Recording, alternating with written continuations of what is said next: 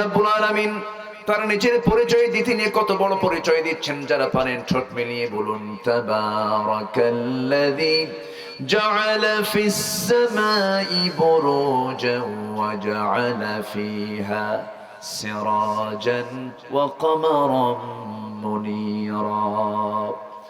অতীব বরকতময় সেই মহান প্রভু যিনি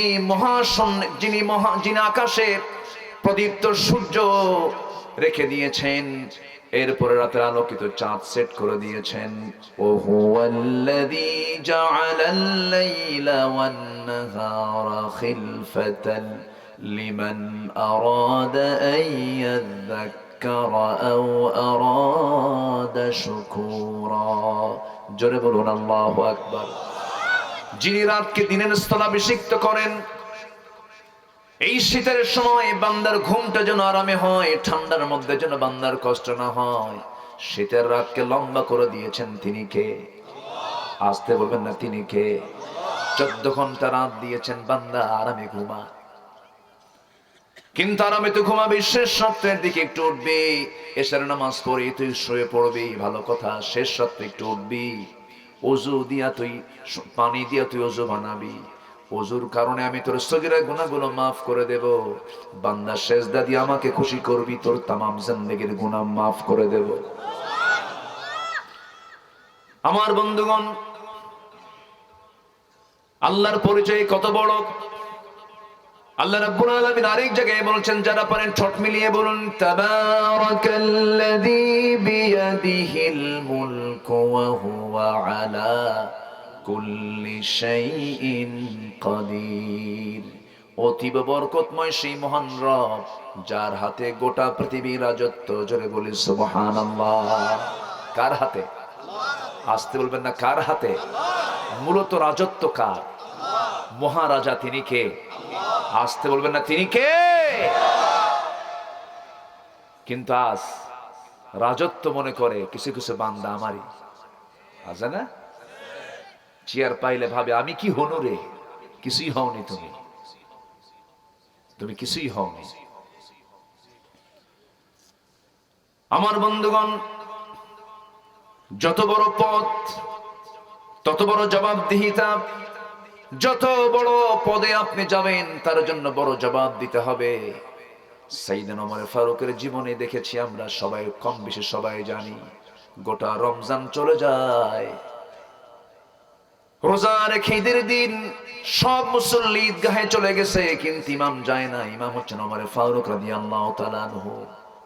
সেজদায় পড়ে পড়ে কাঁদতেছেন ঈদের দিন সকালবেলা। লোকজন গিয়ে বলছে, আমিরুল মুমিনিন, ঈদের জামাতের সময় হয়ে গেছে, আপনি ইমাম, আপনি নাই, কেমন করে নামাজ শুরু করব আমরা? সঙ্গে সঙ্গে তিনি বলছেন, শোনো, হয়তো তোমাদের রমজানের মধ্য দিয়ে তোমাদের জীবনের গুনাহগুলো মাফ হয়েছে, আমি তো এখনো গ্যারান্টি পাই নাই আমার গুনাহ মাফ হয়েছে কিনা, সেজন্য সেজদায় পড়ে পড়ে কাঁদি। সুবহানাল্লাহ বলবেন না? আমি এত বড় দায়িত্ব পালন করি, না জানি আল্লাহ তাআলা আমাকে মাফ করবেন কিনা জানি না। মাঝে মাঝে দায়িত্ব নিয়ে আল্লাহর কাছে হাওমা করে কাঁদতেন তিনি। শাসকরা শাসন ক্ষমতা পেলে পরে চেহারা সুন্দর হয়ে যায়। সাইয়েদনা ওমর ফারুক যেদিন থেকে খেলাফতের দায়িত্ব নিয়েছেন, কোন রাত ঘুমাতে পারেন নাই, বিছানায় পিঠ লাগাতে পারেন নাই, শুকনা হয়ে গেছেন। আল্লাহর কাছে মাঝে মাঝে কেঁদে কেঁদে বলতেন, ও আল্লাহ, তুমি আমাকে জটিল ভাবে ধরলে পরে আমি শেষ হয়ে যাব, আল্লাহুম্মা হাসিবনি হিসাবাই ইয়াসির। আল্লাহর কাছে তিনি প্রায় প্রায় চোখের পানি ফেলে ফেলে কাঁদতেন।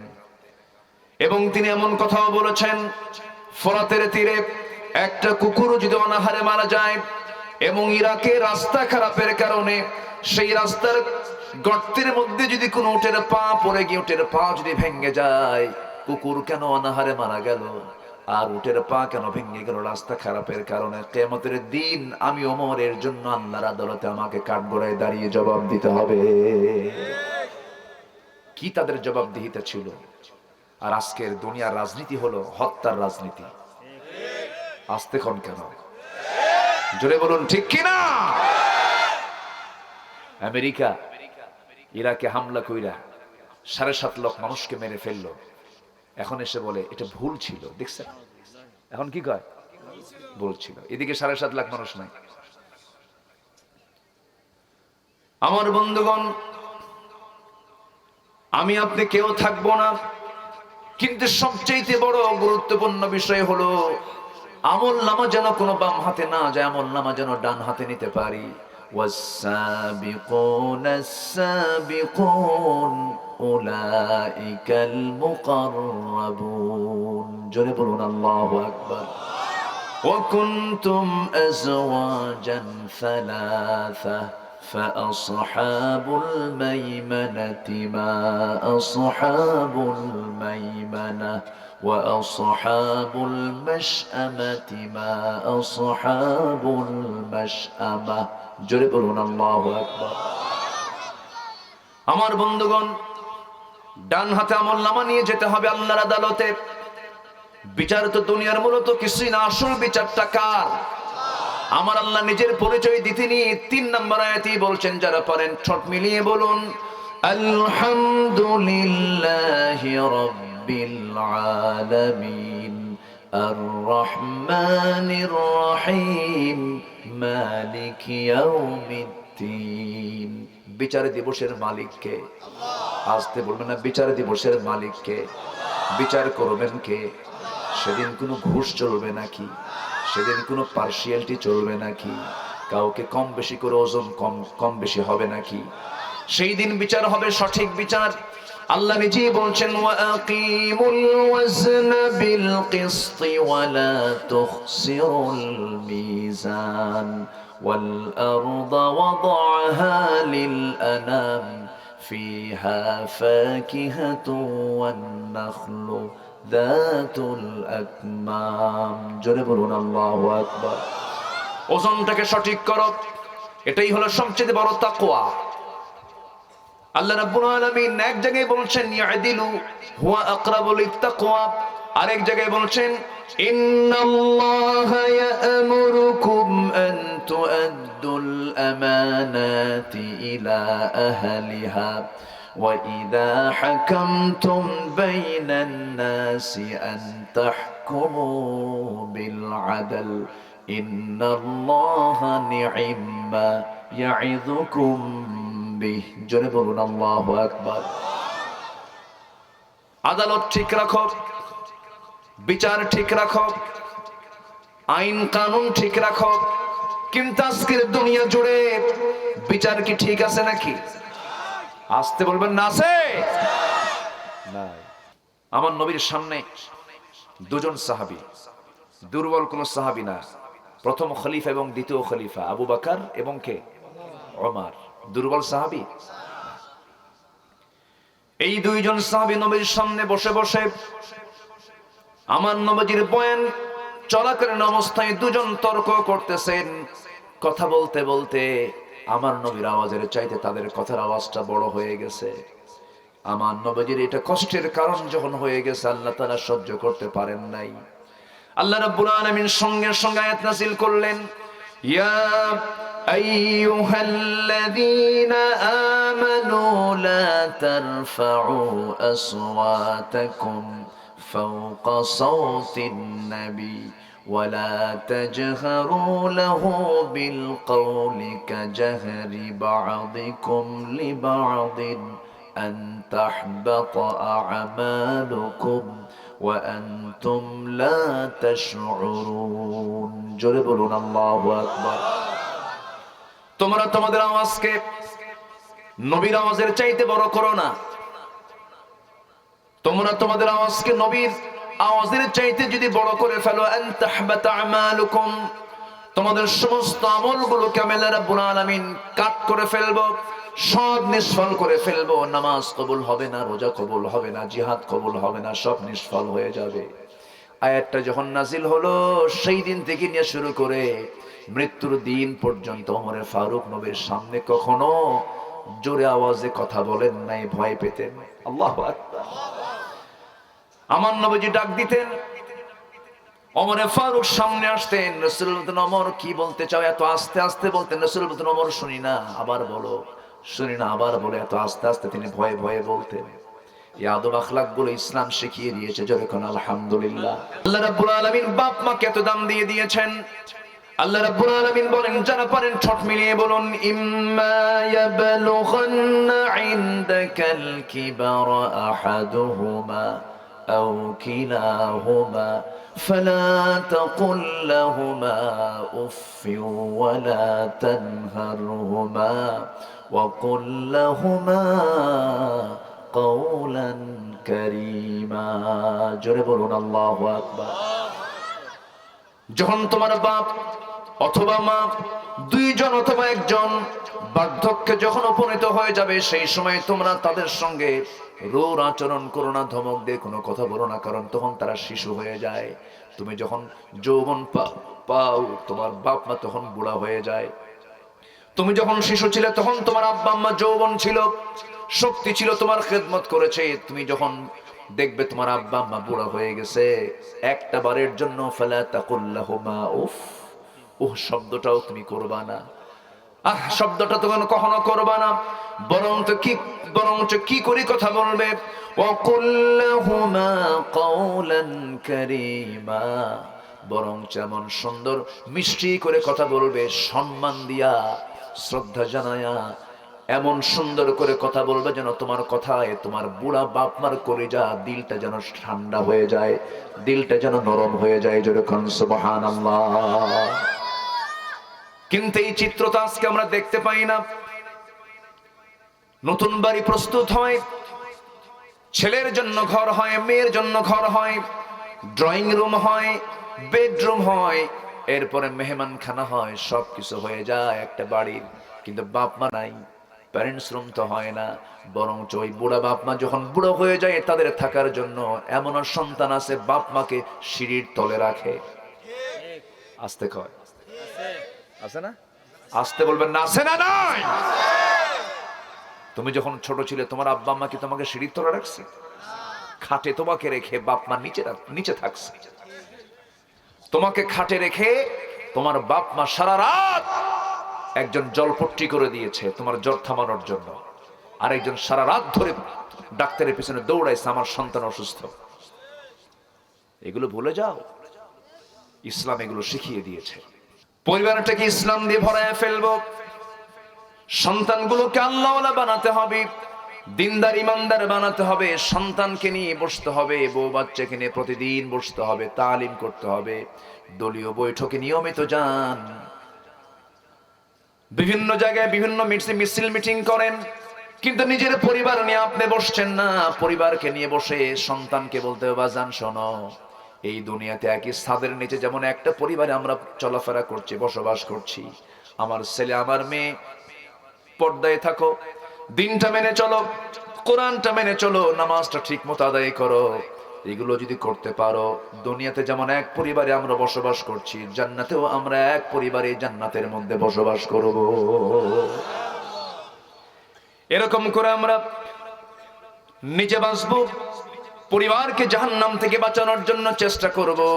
এমন চেষ্টা যদি আমরা করতে পারি, আল্লাহ রাব্বুল আলামিন বলছেন, ক্বাদ আফলাহা মান তাযাক্কা ওয়া যাকারা ইসমা রাব্বিহি ফাসাল্লা বাল তু'থিরুনাল হায়াতাদ দুনিয়া ওয়াল আখিরাতু খায়রুন ওয়া আবকা ইন্না হাযা লাফিস সুহুফিল উলা সুহুফি ইব্রাহিম ওয়া মূসা। জোরে বলুন আল্লাহু আকবার। সেই তো সফল যে নফসের শুদ্ধতা আনতে পেরেছে, তাকওয়া অবলম্বন করতে পেরেছে, ঈমানটা ভালো করে আনতে পেরেছে। আমি এখন মূল আয়াতের দিকে মিলায়ে দিচ্ছি, একটু আমার ভাইরা মনোযোগ দিয়ে শোনেন। এই পৃথিবীতে যত সম্পদ আছে, এর মধ্যে সবচেয়ে বড় সম্পদ হলো ঈমান। সবচেয়ে বড় সম্পদ কি বলেন? ঈমান। আমরা সব নষ্ট হয়ে গেলেও দুঃখ পাবো না, কিন্তু ঈমান নষ্ট হলে আমাদের সব শেষ হয়ে যাবে। ঈমানটাকে আমরা ফ্রেশ রাখবো। জোরে বলি ইনশাআল্লাহ, আরো জোরে বলি ইনশাআল্লাহ। আল্লাহ রাব্বুল আলামিন বলেছেন, প্রকৃত মুমিন কারা? কোন সূরা বলেন তো? কোন সূরা বলেন? কোন সূরা বলেন? সূরাতুল হুজুরাত। আল্লাহ রাব্বুল আলামিন বলেন, কোন মুমিনরা প্রকৃত মুমিন? ইন্নামাল মুমিনুনা আল্লাযীনা আমানু বিল্লাহি ওয়া রাসূলিহি ثم لم يرتابوا وجاهدوا بأموالهم وأنفسهم في سبيل الله أولئك هم الصادقون জোরে বলুন আল্লাহু আকবার। আল্লাহ রাব্বুল আলামিন বলেন প্রকৃত মুমিন তো তারাই এবং তারাই আমার কাছে সত্যবাদী। উলাইকা হুমুস সাদিকুন, যাদের মধ্যে দুইটা গুণ খুঁজে পাওয়া যাবে, দুইটা গুণ যাদের মধ্যে সিমটমটা পাওয়া যাবে। এক নাম্বার হলো যারা ঈমান আনবে আল্লাহর উপরে, নবীর উপরে। সুম্মা লাম ইয়ারতাবু, কোনো সন্দেহ রাখবে না। এক নাম্বার গুণ হলো আমরা ঈমান আনবো কার উপরে? আসতে বলবেন না, কার উপরে? আমি কি আলোচনা চালাবো? এই যে দুই একজন করে যায়, হ্যাঁ মুতাইছে, ও মুতাইছে, একজন সোজা কথা বলে ফেলেছেন। ওই নোয়াখালীর একটা ভাষা আছে, মুতিয়াই হুতিজা। মুতিয়াই হুতিজা মানে পেশাব করে ঘুমিয়ে যাও, মুতিয়াই হুতিজা। একজন আমাকে সরাসরি বলেই ফেললেন, হুজুর মুতাইছে না। ভাষা আমার দেশের অনেক বিচিত্র, অনেক মজার ভাষা, বলি আলহামদুলিল্লাহ। এই বাংলার কত রূপ আমরা দেখি, ভাষার, বাংলা ভাষার কত রূপ। এই ফরিদপুর একটু পার হলেই বরিশালের টান চলে আসে, মনো না, টের পাওয়া যায় এটা মেড ইন বরিশাল। এটা টান মারলি টের পাওয়া যায়, এটা মেড ইন কি বরিশাল। রংপুরে র পাবেন না, বাড়ি কোথায়? অংপুর। রংপুরের দেশে, রঙের দেশে রং নেই, বাড়ি কোথায়? অংপুর। নাম কি? অসিত মিয়া, রশিদ পারনা। সিরাজগঞ্জে দুনটা স নাই, বাড়ি কোথায়? হিরাজগঞ্জ, দুনটা স নাই। নোয়াখালীতে প নাই, পানিকে হানি কয়, আল্লাহ পাক হয় না, আল্লাহ ফাঁক হয় না। এক একটা ভাষার এক একটা সৌন্দর্য, বলি আলহামদুলিল্লাহ। বহুদিন আগে, আজ থেকে 17-18 বছর আগের কথা হবে, তখন আমি এত ভাষা বুঝতাম না। আমাদের আঞ্চলিক ভাষা কিন্তু সহজ না। তো সিলেটে গেছি প্রথম প্রায় 20 বছর আগের কথা বলছি। তো আমাকে এক মুরব্বী, অনেক বয়স্ক লোক, আমাকে খেতে বসে আমাকে বলতে, হুজুর শুটকে গু খাবেন না ভিজা গু খাবেন? আমার কামে সারা। তো এটা হচ্ছে ভাষা। এক দেশের ভাষা হয়, আরেক দেশের হাসা হয়ে যায়। তবে বাংলা ভাষার মধ্যে মজা আছে না নাই? বলেন তো, আছে না নাই? আচ্ছা, এই ভাষাগুলোকে কেন বিচিত্র করলেন? করার কারণ হলো এটা একটা আঞ্চলিক পাসওয়ার্ড। যশোরের মানুষ এসে, কানাইপুর এসে যখন কথা বলতে নিয়ে যখন 2-3 লাইন বলবে, আর যদি কিছু উল্টা পাল্টা কয়, তখন বলবে এ তো এই এলাকার মাল না, এ তো যশোর থেকে আসছে। কথা বলছেন না? ভাষায় সে ধরা খেয়ে যাবে, এটা কোথাকার মানুষ। আল্লাহ তাআলা 10 মাইল পর পর ভাষাকে চেঞ্জ করে দিয়েছেন। আল্লাহ তাআলা প্রত্যেক মানুষের চেহারাকে স্বতন্ত্র করে দিয়েছেন। জোরে বলি সুবহানাল্লাহ। আল্লাহ প্রত্যেকের ফিঙ্গারপ্রিন্টকে স্বতন্ত্র করে দিয়েছেন। বালা কাদিরিনা আলা আন নুসাফিয়া বানানা, আমি তোমার এমন রব, এমন সূক্ষ্ম সৃষ্টিকারী, তোমার নখের হাফ ইঞ্চির জায়গাটাও আমি কারোর সঙ্গে মিল রাখি নাই। এমন সূক্ষ্ম কারিগর পৃথিবীতে কেউ আছে? সামান্য ফিঙ্গারপ্রিন্ট, কোনো মিলবে না। কণ্ঠ মিলবে না, চোখের ফিঙ্গারপ্রিন্ট মিলবে না। এখন তো উন্নত দেশগুলোতে যাওয়ার জন্য আর ফিঙ্গারপ্রিন্টও লাগে না, চোখের প্রিন্ট খালি এরকম মারবেন, খুলে যায়। চোখের প্রিন্ট, আই প্রিন্ট। আল্লাহু আকবার বলেন। মূলত ক্ষমতা কার? কোন ইমিগ্রেশন কি চলতো? কোন ভূমি অফিস কি চলতো? কোন রেজিস্ট্রি অফিস চলতো না, কোন ইমিগ্রেশন চলতো না, যদি আল্লাহ তাআলা এই চোখের ফিঙ্গার এবং নখের ফিঙ্গার যদি স্বতন্ত্র না করতেন। সব সলিমুদ্দি হয়ে যেত। তাহলে ক্ষমতা কার? একমাত্র অবদান কার? আল্লাহ তাআলা। আল্লাহ তাআলা কত সুন্দর করে আমাকে আপনাকে বানিয়েছেন। সে আল্লাহ তাআলা আমাকে বানালেন, তিনি কি আমার আমাকে মৃত্যু দিয়ে আমাকে আবার জিন্দা করতে পারেন না? আসতে বলবেন না, পারেন না। এটার নামই ঈমান। এটার নাম কি? সুম্মা লাম ইয়ারতাবু, সন্দেহ করা যাবে না। এই এলাকায় আলুর চাষ হয় কিনা জানি না, আলুর চাষ একটু কম হয় মনে হয়। আলুর ফলনটা যেহেতু একটু মানে এটা উঁচু জমি লাগে, আলুর ফলনটা বেশি হয় উত্তরবঙ্গের দিকে। এবার তো আলুর দাম খুব কম ছিল, তাই না? আলুর দাম বেশি না চাউলের দাম বেশি? হ্যাঁ। আর আমরা 2008 সালের দিকে শুনেছিলাম বেশি করে আলু খান, ভাতের উপর চাপ কমান। এবার আর কোনো স্লোগান শুনি নাই। কথা বলছেন না? শুনেছিলাম এক সময় বেশি করে আলু খান, ভাতের উপর চাপ কমান। 2008 সালের দিকে হবে এটা।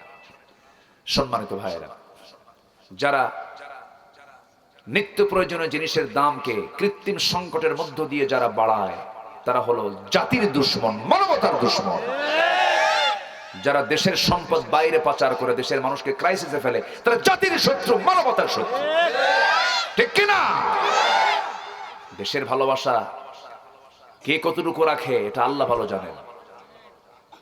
শুধু মুখের বুলি দিয়ে সবকিছু করা যায় না, হৃদয় থেকে দেশকে ভালোবাসতে হবে। এটি ঈমানের একটা অংশ। আল্লাহু আকবার।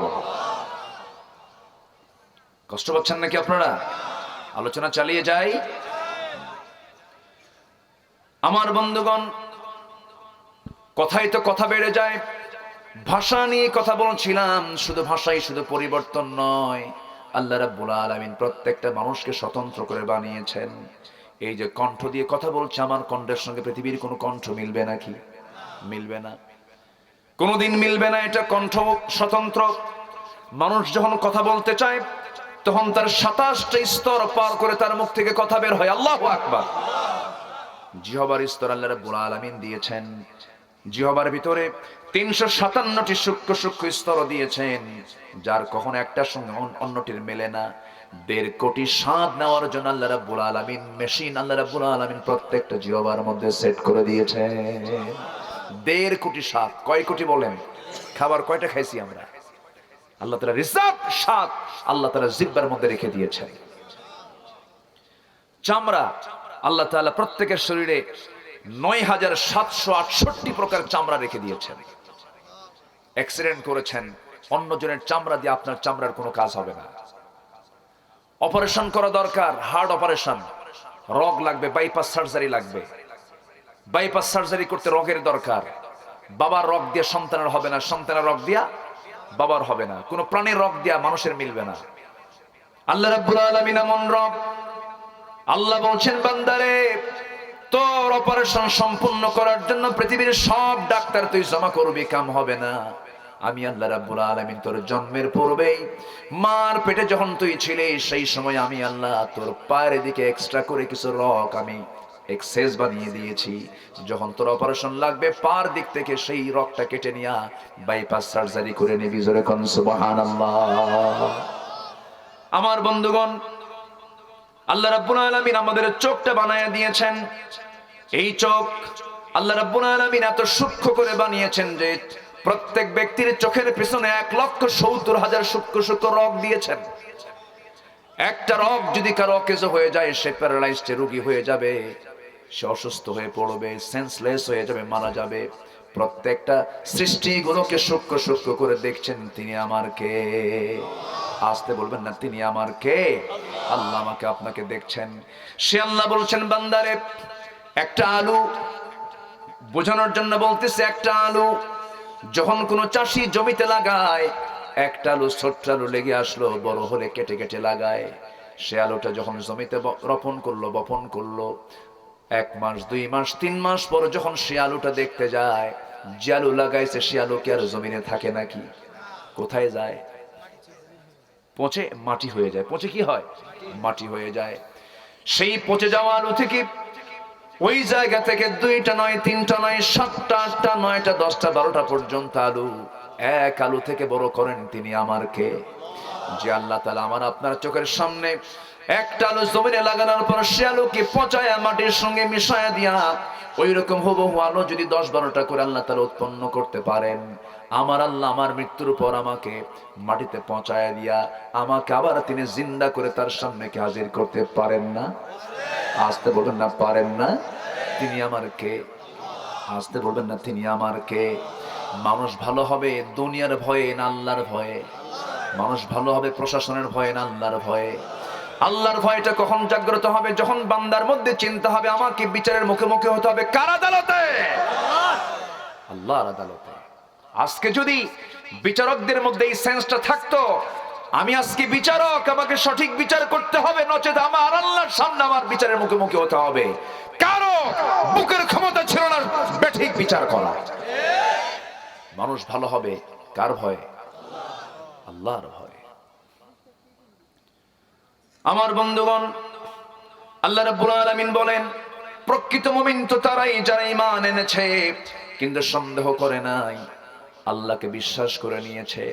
আল্লাহর প্রতি সন্দেহ, পরকালের প্রতি সন্দেহ বান্দার তখনই আসে যখন বান্দার মধ্যে কিসের জ্ঞান না থাকে? আসতে বলবেন না, কিসের জ্ঞান না থাকে?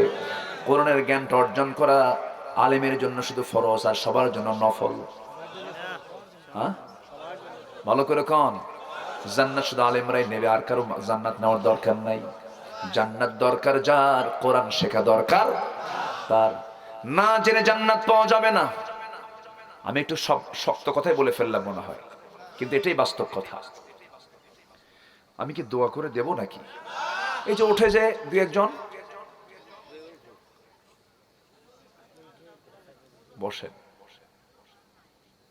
কেউ যদি এখন উঠে জোর করে ধরবেন, ঠিক আছে? যদি দেখেন খুব রাগ, একটা মুস্কি হাসি মেরে বলবেন ভাই বসেন, সব ঠান্ডা হবে। জোরে বলি আলহামদুলিল্লাহ। বসেন। কত রাত কত ভাবে কেটে যায়। গতবার এই সময় বিশ্বকাপ খেলা হলো, মনে আছে না? বিশ্বকাপ খেলা, মাহফিলে লোক নাই। ফাইনাল খেলার দিন আমার মাহফিল জামালপুর, যেখানে লক্ষাধিক মানুষ হয় সেখানে কয়েক হাজার মানুষ, সব বুঝেন নাই, সব গোল নিয়ে ব্যস্ত। রাত ৩টার দিকে খেলা, ২টার দিকে উঠে উজু বানায়া সেজদা দিয়া কয় আল্লাহ আমার দল যেন জিতে। খেলা হয় ব্রাজিল আর্জেন্টিনায়, মারামারি হয় ব্রাহ্মণবাড়িয়া, ৩ জন শহীদ হয়। আমার দেশ কি না পারে দেখেন। একটু বসেন না। সময় তো বহু ব্যয় করেছি বহু জায়গায়, কোরআনের জন্য সময় ব্যয় করি। কোরআন আমার আপনার জন্য সুপারিশ করবে আল্লাহর আদালতে। যেরকম সুবহানাল্লাহ। কোরআনের সুপারিশ নিতে হবে না? কোরআনকে সময় দেওয়ার দরকার আছে না নাই? আচ্ছা, আমরা কোরআনের জন্য সময় দেব। জোরে বলি ইনশাআল্লাহ। সম্মানিত ভাইয়েরা, আমি খুবই আনন্দিত, আমাকে খুব আগে দিয়েছেন আপনারা। আমার দেশে মাহফিলে এই সময় ওঠা এটা বিশাল কঠিন ব্যাপার। ম্যাক্সিমাম জায়গায় আমাদের সময় হয় সবার শেষে, যদিও মাহফিল এলাকায় খুব দ্রুত শেষ হয়ে যায়। খুব ভালো একটা দিক এটা, ইতিবাচক দিক এটা, আলহামদুলিল্লাহ। ময়মনসিংহ মাহফিল ছিল কয়েক বছর আগের কথা, মাহফিলে গেছি ৯টার দিকে। হুজুর বলে হুজুর খাওয়া দাওয়া করে শুয়ে পড়ে, আমারে কম্বল টম্বল দিয়ে হুজুর ঘুমান। তো বললাম আমি উঠবো কখন? হুজুর আপনি গতবারের মেহমান, প্রধান মেহমান যে সময় উঠছে তার চেয়ে ১ ঘন্টা আগে উঠবেন। আমি শুয়ে আছে, ঘুম তার হয় না। রাত ৩টার দিকে আমাকে ডেকে বলে হুজুর চলেন। তো বললাম রাত ৩টার দিকে উঠালেন, গত বছর মেহমান উঠছিল হুজুর ৪টায় উঠছিল। ১ বছর প্রগ্রেস হয়েছে। রাত ৩টার দিকে এমনও জনপদ আমার দেশে আছে। আমি খুবই খুশি। আদর্শ মাহফিলের বৈশিষ্ট্য হলো টাইম সিলেকশনে ভুল না করা। খুব সুন্দর সময় আপনারা মাহফিলটাকে উদযাপন করছেন, বলি আলহামদুলিল্লাহ। সম্মানিত ভাইয়েরা, সম্মানিত বন্ধুগণ, তাহলে আমরা ঈমান এনেছি, ঈমান কি নষ্ট করা যাবে? ঈমান নষ্ট হওয়ার কারণ আছে না নাই বলেন তো? ওযু নষ্ট হয় না? ওযু নষ্ট হয় না? ওযু নষ্ট হওয়ার কারণ আছে না নাই? ঈমান নষ্টের কারণ আছে না নাই? আচ্ছা, শিরিক করবেন, ঈমান আছে না গেছে? বেদাত করবেন, ঈমান আছে না গেছে? কুফরি কথা বলবেন, ঈমান আছে না গেছে? ঈমান কিন্তু খুব দ্রুত চলে যায়, বান্দা টের পায় না। আমার বন্ধুগণ, আল্লাহ রাব্বুল আলামিন এখানে সত্যবাদী কারা? সত্যবাদী হতে হলে ১ নাম্বার গুণ হলো ঈমান টানতে হবে, কিন্তু সন্দেহ করা যাবে না। সন্দেহ মুক্ত ঈমান বান্দার তখনই হবে যখন বান্দা কোরআনওয়ালা হয়ে যাবে, কোরআনটাকে যত্ন করে শিখবে, জানবে, বুঝবে, শিখবে। আমার বন্ধুগণ, আল্লাহকে বিশ্বাস করতে হলে দুনিয়াতে আল্লাহকে দেখে বিশ্বাস করব না, না দেখে বিশ্বাস করব? দেখে বিশ্বাস করব। দেখেন একটা এই জায়গায় কিছু কথা আমি বলতে চাচ্ছি। আমাদের ১ নাম্বার বিশ্বাসের জায়গা তিনি আমার কে, সেটাই দেখে না, না দেখে। আমার দেশের কিছু নাস্তিকরা বলে যা দেখিব না দু নয়নে, মানিব না তাহা গুরুর বচনে। Unseen is nothing. কি দেখেন কমেন্ট, কি unseen is nothing. Communist party যারা করে, বামপন্থী যারা, তাদের মূল বক্তব্য হলো আনসিন ইজ নাথিং, যা দেখি না বিশ্বাস করি না। মানে ওরা আল্লাহ কি মানে না, আছে না নয়? আচ্ছা, যারা 24 ঘন্টা মাথায় টুপি দেয় তারা ধর্ম ব্যবসায়ী নয়। যারা জনগণকে খুশি করার জন্য মাঝে মাঝে টুপি দেয় তারাই ধর্ম ব্যবসায়ী।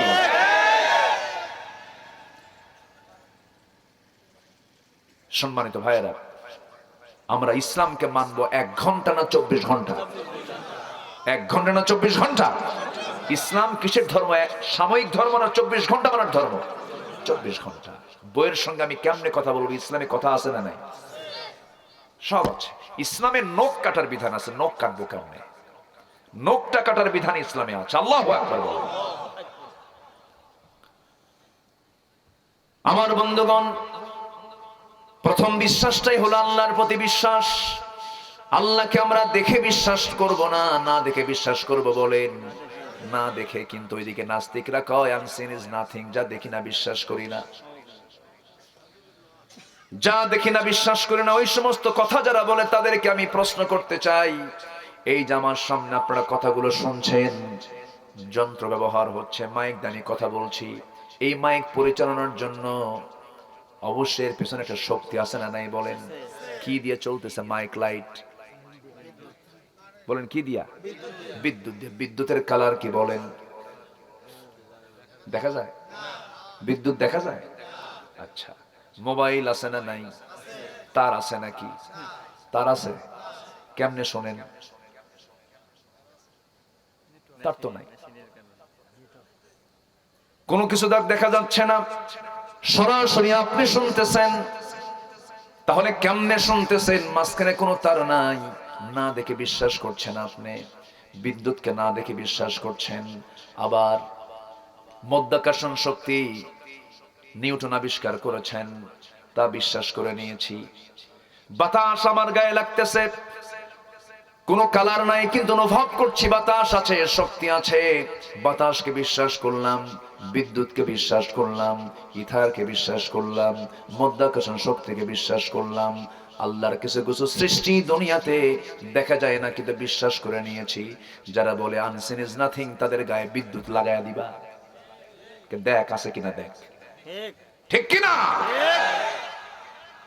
একজন পয়গম্বর আল্লাহকে দেখতে চেয়েছিলেন, আল্লাহকে দেখার খুব শখ করেছিলেন, আল্লাহর সঙ্গে ডাইরেক্ট কথা বলতেন, খুব মোহাব্বত রাখতেন, আল্লাহকে খুব কাছে টানতেন। তিনি কে বলেন তো? তিনি কে? আচ্ছা বলেন তো, এই নবীর রাগটা কম ছিল না বেশি ছিল? হাতে কি রাখতেন? বলেন হাতে কি রাখতেন? লাঠি ব্যবহার করে নবীদের কি? খালি তসবিহ ধরবেন, খালি তসবিহ ধরবেন। বর্তমান দুনিয়ার কিছু ফেরাউন আছে না নাই? আসতে বলুন না, ফেরাউন আছে না নাই? ওই সমস্ত ফেরাউনদেরকে মোকাবেলা করার জন্য মুসার শক্ত হাতে লাঠি নিতে হবে। মুসলমান রাজি আছেন? কারা কারা হাত উঁচু করে দেখান মুসলমান। কেউ তো স্লোগান দেন না। লিল্লাহি তাকবীর, আল্লাহু লিল্লাহি তাকবীর, আল্লাহু ইসলামের শত্রুরা হুঁশিয়ার, ইসলামের শত্রুরা হুঁশিয়ার, লিল্লাহি তাকবীর, আল্লাহু আল্লাহ কবুল করুন। জোরে বলি আমিন, আরো জোরে আমিন। মুসার সঙ্গে ফাইট হয়েছে কার? বলেন কার? এটাই হচ্ছে ইমানের পরীক্ষা। ইব্রাহিম আলাইহিস সালামের সঙ্গে দ্বন্দ্ব হয়েছে কার? নমরুদের। রাষ্ট্রীয় শক্তির সঙ্গে মোকাবেলা করেছেন, বিরুদ্ধে মোকাবেলা করেছেন, বাতিলের সামনে তারা মাথা নত করেন নাই। ইব্রাহিম মুশরিকের ছেলে। ইব্রাহিম আলাইহিস সালাম কার ছেলে?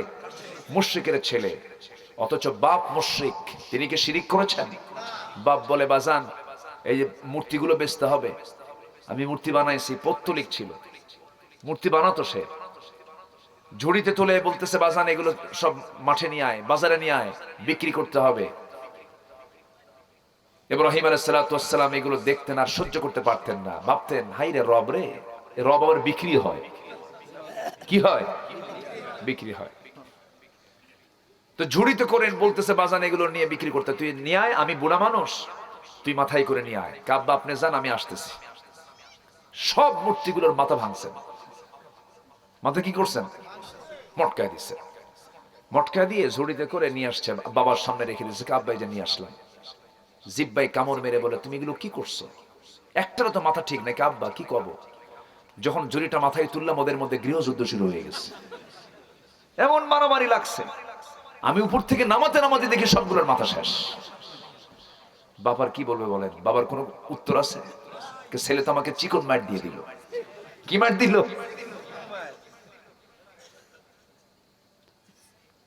আমার বন্ধুগণ, বাপ করেছেন কি আর আমরা তার সন্তান করছে কি? আমার বাপ কি ভূমিকা পালন করেছেন, এই ভূমিকা পালন করতে গিয়ে আগুনে পর্যন্ত নিক্ষেপিত হলেন।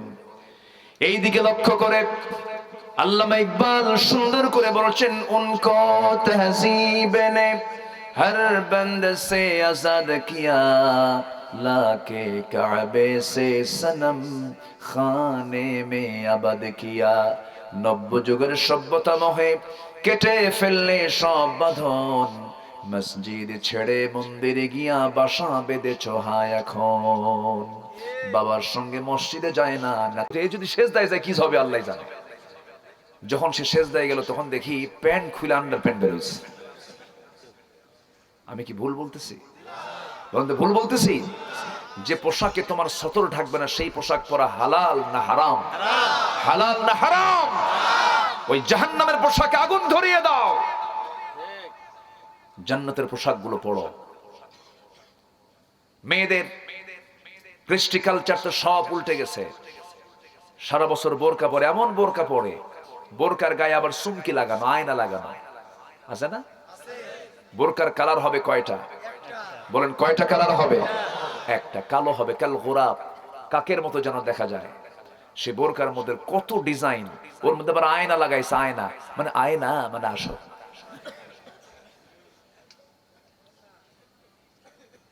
বোরকা পড়তে হবে দেখানোর জন্য না ঢাকার জন্য? ঢাকার জন্য। আমার মা বোনকে বোরকা পরায় দেবো, জোরে বলি ইনশাআল্লাহ। আবার কিছু স্বামী আছে বউকে বোরকা পরায় না, বউকে দেখায়। বউকে কি দেখায়? বউ তো জাতীয় সম্পদ, তাই না? দেখানো, বউকে দেখায়। বউটাকে ছবিতে তুলে, ক্যামেরায় তুলে, মোবাইলে তুলে ছবি আবার ফেসবুকে পোস্ট করে এবং বলে, প্রিয় বন্ধুরা আসুন আমার বউকে আমরা জামাতের সাথে দেখি। জোরে কর নাউজুবিল্লাহ। এত নোংরা চিন্তা, এত বিকৃত মানসিকতা আজকে মানুষের মধ্যে জেকে বসেছে। সারা বছর বোরকা পড়ে কিছু মেয়েরা, বিয়ের দিন ঈদের দিন বোরকা ছাড়ে। আমি কি ভুল বলতেছি? আছে না নাই? বলেন তো আছে না নাই? বিয়ের দিন বোরকা ছাড়ে কেন জানেন? ওই যে কিছু অর্নামেন্টস আছে, কিছু গহনা টহনা আছে, বোরকা পরলে তো দেখবে না। তো মাঝে মাঝে ওই বিয়ের দিন করে কি বোরকা ছেড়ে ওই গহনাগুলো দেখে, দেখো আমার না আমার আব্বা এই গহনা টুটু দিচ্ছে। আছে না নাই? বলেন তো আছে না নাই? আচ্ছা, এগুলো হালাল না হারাম? হারাম, এগুলো করা যাবে না। বিয়ের ভিতরে কিছু আপত্তিকর কিছু আচরণ আমরা লক্ষ্য করি। গায়ে হলুদ মুসলিম কালচার হতে পারে না। ডিজে পার্টি দেয়, ডেক সেট বাজানো হয়, মিউজিক বাজানো হয়, এগুলো হালাল না হারাম? বিয়ে একটা পবিত্র বন্ধন, বিয়ের একটা পবিত্র বরকতময় একটা অনুষ্ঠান কলঙ্কিত করে দিয়েছে আজ। দুনিয়ার নোংরামিগুলো বিয়েতে হয়। বিয়ের গোসল দেয় হলো, বিয়ের গোসলটা দেয় হলো ছেলেকে তার ভাবিরা। আমি কি ভুল বলতেছি? অথচ ফতুয়া দেয় কি জানেন? স্বামী মারা গেলে স্ত্রীকে গোসল করতে দেওয়া যাবে না। দেখ, যেটা জায়েজ সেটা হয় হারাম। অথচ স্বামীর ইন্তেকালে তার বউ তার স্বামীকে গোসল করাতে পারবে কি পারবে না? অবশ্যই পারবে, ওটা বাধা দেয়। কিন্তু বিয়ের দিন গোসল করে কে? ভাবিরা। এটা কি জায়েজ না হারাম? জায়েজ না হারাম? বিয়ে করলেন আপনি, বিয়ের অনুষ্ঠানে আপনার হাত ধুয়ে দেবে আপনার শালী। কি আমি কি ভুল বলতেছি? শালী হাত ধুয়ে দেয়। বউকে কোলে করে ঘরে নিয়ে যায় হলো আপন ছোট ভাই মানে দেবর। এই নোংরামিগুলো আছে না? বলেন তো। আসতে বলে আছে না নাই? আমার দেশে কিন্তু অনেক জায়গায়, হয়তো এই জায়গায় না থাকতে পারে, আছে। চরম নোংরামি এগুলো। শালী কখনো দুলাভাইয়ের সঙ্গে কি দেখা করা যাবে? দেবরের সামনে কি দেখা করা যাবে? আল হাম ওয়াল মাউত, দেবর হলো মৃত্যু তুল্যটা আজরাইল। দেখা করা যাবে কি, ঠিক কিনা? আবার কিছু কিছু পরিবারে আছে বড় ভাবি হলো মায়ের মতো। আস্তাগফিরুল্লাহ, এগুলো নোংরা কথা। এগুলো ভাবি মানে কি জানেন? ভাবি শব্দটা কি? ভাব থেকে ভাবি, নামটাই তো ঠিক নাই। সম্মানিত ভাইয়েরা, শালীর দুলাভাইয়ের পেছনে হুন্ডায় চড়ে এমন শালী বাংলাদেশে নাই তো? আসতে কয় আছে না? নাই। বউকে নেয় না, বউকে হুন্ডায় নেয় না। থাক, এই ওঠ, আছে না? নাই। শালীকে উঠায়। শালী এখন কি করবে? দুলাভাই মানুষ, বলছে না করা যায় কেমনে? ওঠে, একটু যত্ন নিয়ে ওঠে যে না, আমার দুলাভাইয়ের গায়ের সঙ্গে যেন আমার গানা লাগে। একটু দূরেই বসে, মাঝখানে ফাঁকা রাখে হুন্ডা। দুলাভাইয়ের সামনে যে এমন ব্রেক মারে, এক ব্রেকে গ্যাপ পুরো। আছে না? আসতে পারে বলো, আছে না? নাই। আবার সেই শালী যখন মারা যায়, দুলাভাই হয়তোবা শালীর কবরে নামতে নেয়, তখন হুজুর ফতোয়া দেয়, আস্তাগফিরুল্লাহ, লা হাওলা ওয়ালা কুওয়াতা ইল্লা বিল্লাহ। শালীর লাশ কখনো দুলাভাই বহন করতে পারে না। দুলাভাই মনে মনে করে সারা জীবন হুন্ডা নিয়ে ঘুরলাম, তখন কোনো ফতোয়া নাই। মরার পরে ফতোয়া শুরু হয়েছে। আমি কি অবাস্তব বলছি না বাস্তব বলছি? বলেন, বাস্তব না বাস্তব? সমস্ত পর্দা বিরোধী সমস্ত আচরণ মুসলিম পরিবারে রাখা যাবে, সতর্ক থাকতে হবে। 14 জন পুরুষ ছাড়া কোন পুরুষের সাথে একজন নারী দেখা করতে পারবে না। 14 জন। কয়জন? 14 জন। এটা কার বিধান? আল্লাহর বিধান। এর মধ্যে দুধ বোন আছে না নাই? দুধ ভাই আছে না নাই? দেখা করার অধিকার আছে না নাই? আচ্ছা, কেন দুধ বোন হারাম করা হলো বিয়ে? এর পিছনে অনেক বৈজ্ঞানিক কিছু কথা আছে, আমি শেষের দিকে গিয়ে বলবো, জোরে বলি ইনশাআল্লাহ। আচ্ছা, বিয়ের সম্পর্ক যৌবনের সাথে না ক্যারিয়ারের সাথে? বলেন তো, ভালো করে বলবেন। ক্যারিয়ারের সাথে না যৌবনের সাথে? আর এখন হয়ে গেছে কি বলেন তো? ক্যারিয়ারের সাথে। ছেলে কি করে? মাস্টার্স, সাথে কি এমফিল, পিএইচডি সহ সব আছে। আর কি আছে? কে ইউরোপে তার সিটিজেনশিপ আছে, আমেরিকায় তার 2টা বাড়ি আছে, মঙ্গল গ্রহে অফিস আছে। আছে না নাই? এতগুলো ক্যারিয়ার হওয়ার পর তার বয়স হয়ে গেছে 60 বছর, এখন বিয়ে করবে। 60 বছর হওয়ার পর বাচ্চা খান নিয়ে যখন রাস্তায় হাঁটে, তখন লোকজন কয়, এই ছেলে এটা তোমার দাদা না নানা? বলেন তো, বিয়ের সম্পর্ক ক্যারিয়ারের সাথে না যৌবনের সাথে? যৌবন তুমি পার করে দিয়েছ, 60 বছরে বিয়ে করবা, তুমি বুঝবা কি? তুমি তো কচু বুঝবা। আমার নবী যে বিয়ে করেছেন 25 বছর বয়সে, স্ট্যান্ডার্ড এজ। যুবকরা বিয়ে করবা না? দেন কিচ্ছু কেন, আওয়াজ টাওয়াজ কিছুই নাই। দেন বুড়া চাচাও কে করবো? বুড়া চাচারা আছেন, তারা বলেন করাবো, এটা করবো বললে তো আবার বুড়ির সঙ্গে গন্ডগোল লেগে যাবে। বিয়ে করেছেন মুহাম্মদ সাল্লাল্লাহু আলাইহি ওয়াসাল্লাম। বুড়া বয়সে না যৌবন বয়সে? নিজের মেয়েকে বিয়ে দিয়েছেন কম বয়সে, আবার বিয়ে যার সঙ্গে হয়েছে তারও কম বয়স। আল্লাহু আকবার বলেন। কিন্তু আমার দেশের মেয়ের বাপদের কিছু প্রবলেম আছে। মেয়ের বাবারা মেয়েকে বিয়ে দিতে নিয়ে আগে চিন্তা করে, আমার মেয়ে যার হাতে বিয়ে দেব তার কি আছে, এটা আগে দেখবেন। ভালো কথা, ভালো কথা, ভালো কথা। সবার আগে দেখবেন সম্পদ না তাকওয়া? সম্পদ না তাকওয়া? তাকওয়া দেখে মেয়েটাকে বিয়ে দিবেন, সুখ পাবেন, আপনার মেয়ে সুখী হয়ে যাবে। রাসূল তার মেয়েকে বিয়ে দিয়েছেন সম্পদ দেখে না, টাকা দেখে না, অন্য কিছু দেখে নয়। আমার নবী ধনীর সঙ্গেও বিয়ে দিয়েছেন, গরিবের সঙ্গেও বিয়ে দিয়েছেন। বড় মেয়ে কুলসুমকে বিয়ে দিয়েছেন মক্কার সবচাইতে বড় ধনী মানুষ ওসমান জিন্নুরাইনের সাথে, কিন্তু ধনীর কোনো অহংকার তার মধ্যে ছিল না। এত এত লাজুক তিনি ছিলেন, এত নিরহংকারী তিনি ছিলেন। আমার নবীজি মাঝে মাঝে বলতেন, লজ্জা যদি পৃথিবীতে কারো থাকে আমার ওসমান ছাড়া কারো নাই। জোরে কোন আল্লাহু আকবার। হায়া আন ওসমান খুব লাজুক তিনি ছিলেন, খুব মিতব্যয়ী তিনি ছিলেন। টাকা থাকলে তিনি খরচ করতেন না। একজন অভাবী লোক নবীর কাছে এসে কিছু চাইলে রাসূল বলেন, আমার জামাইয়ের কাছে চলে যাও, জামাইয়ের কাছে গিয়ে দেখে জামাইটা করতেছে কি, তিনি কিছু তুলা শুকাতে দিয়েছেন, তুলাগুলো উড়ে যায়, উড়ন্ত তুলাগুলো লাফ মেরে ধরে ধরে তুলা আবার থুয়ে দেন। চিন্তা করি লোকের কাছে যাবো কেমনে, ফিরে গেছে। হুজুর আপনি কার কাছে পাঠালেন, সে তুলা উঠতে দেয় না, আবার যা। আরেকদিন আবার গেছে, এবার যে দেখি সাইয়েদনা ওসমান জিন্নুরাইন তার চোখের সামনে পিঁপড়াগুলো খাবার নিয়ে যায়, পিঁপড়ার মুখ থেকে সেই খাবারগুলো টেনে আবার থুয়ে দেন। সাহস পায় না। এবার গিয়ে বলতেছে হুজুর কার কাছে পাঠালেন, সেই লোকটা তো কোনো ক্রমে আমাকে কিছু দেবে না, কে যাও তুমি এবার আজকে গিয়ে যাও। যখন যে সাহস করে বলছে রাসূল আমাকে পাঠিয়েছেন, আমি অভাবী, দেখুন তো কিছু আমার জন্য করা যায় নাকি।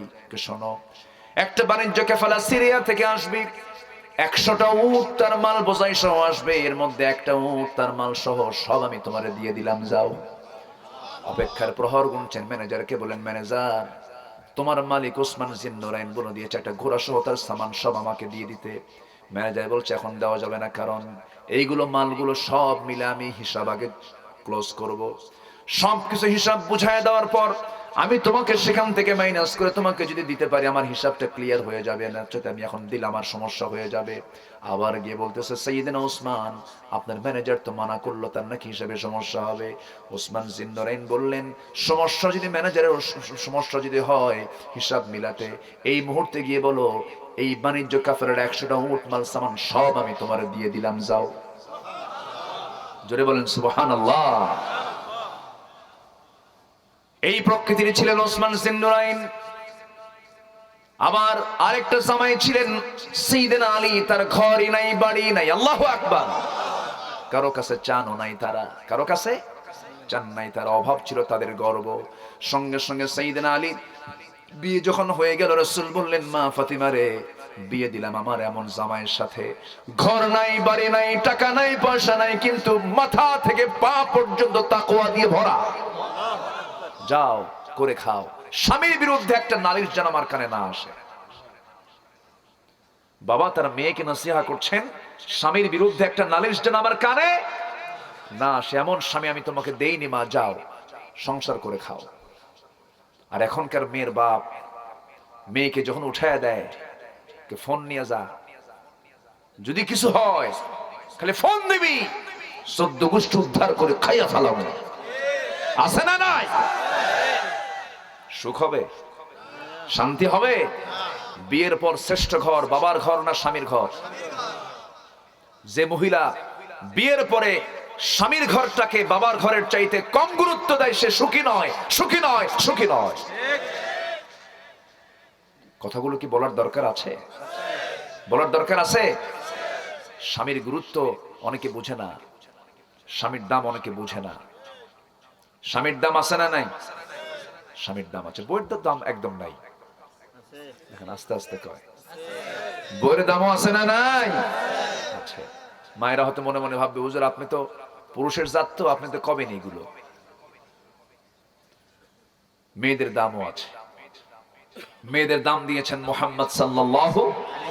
রাসূল বলেছেন শোনো তোমরা বইয়ের কাছে ভালো হও, আমি বিশ্বনবী আমার বইয়ের কাছে ভালো। কারণ রাসূল বলেছেন যে বান্দি বলবে আমার স্বামী ভালো, আল্লাহ বলবেন ওই বান্দা আমার কাছে ভালো।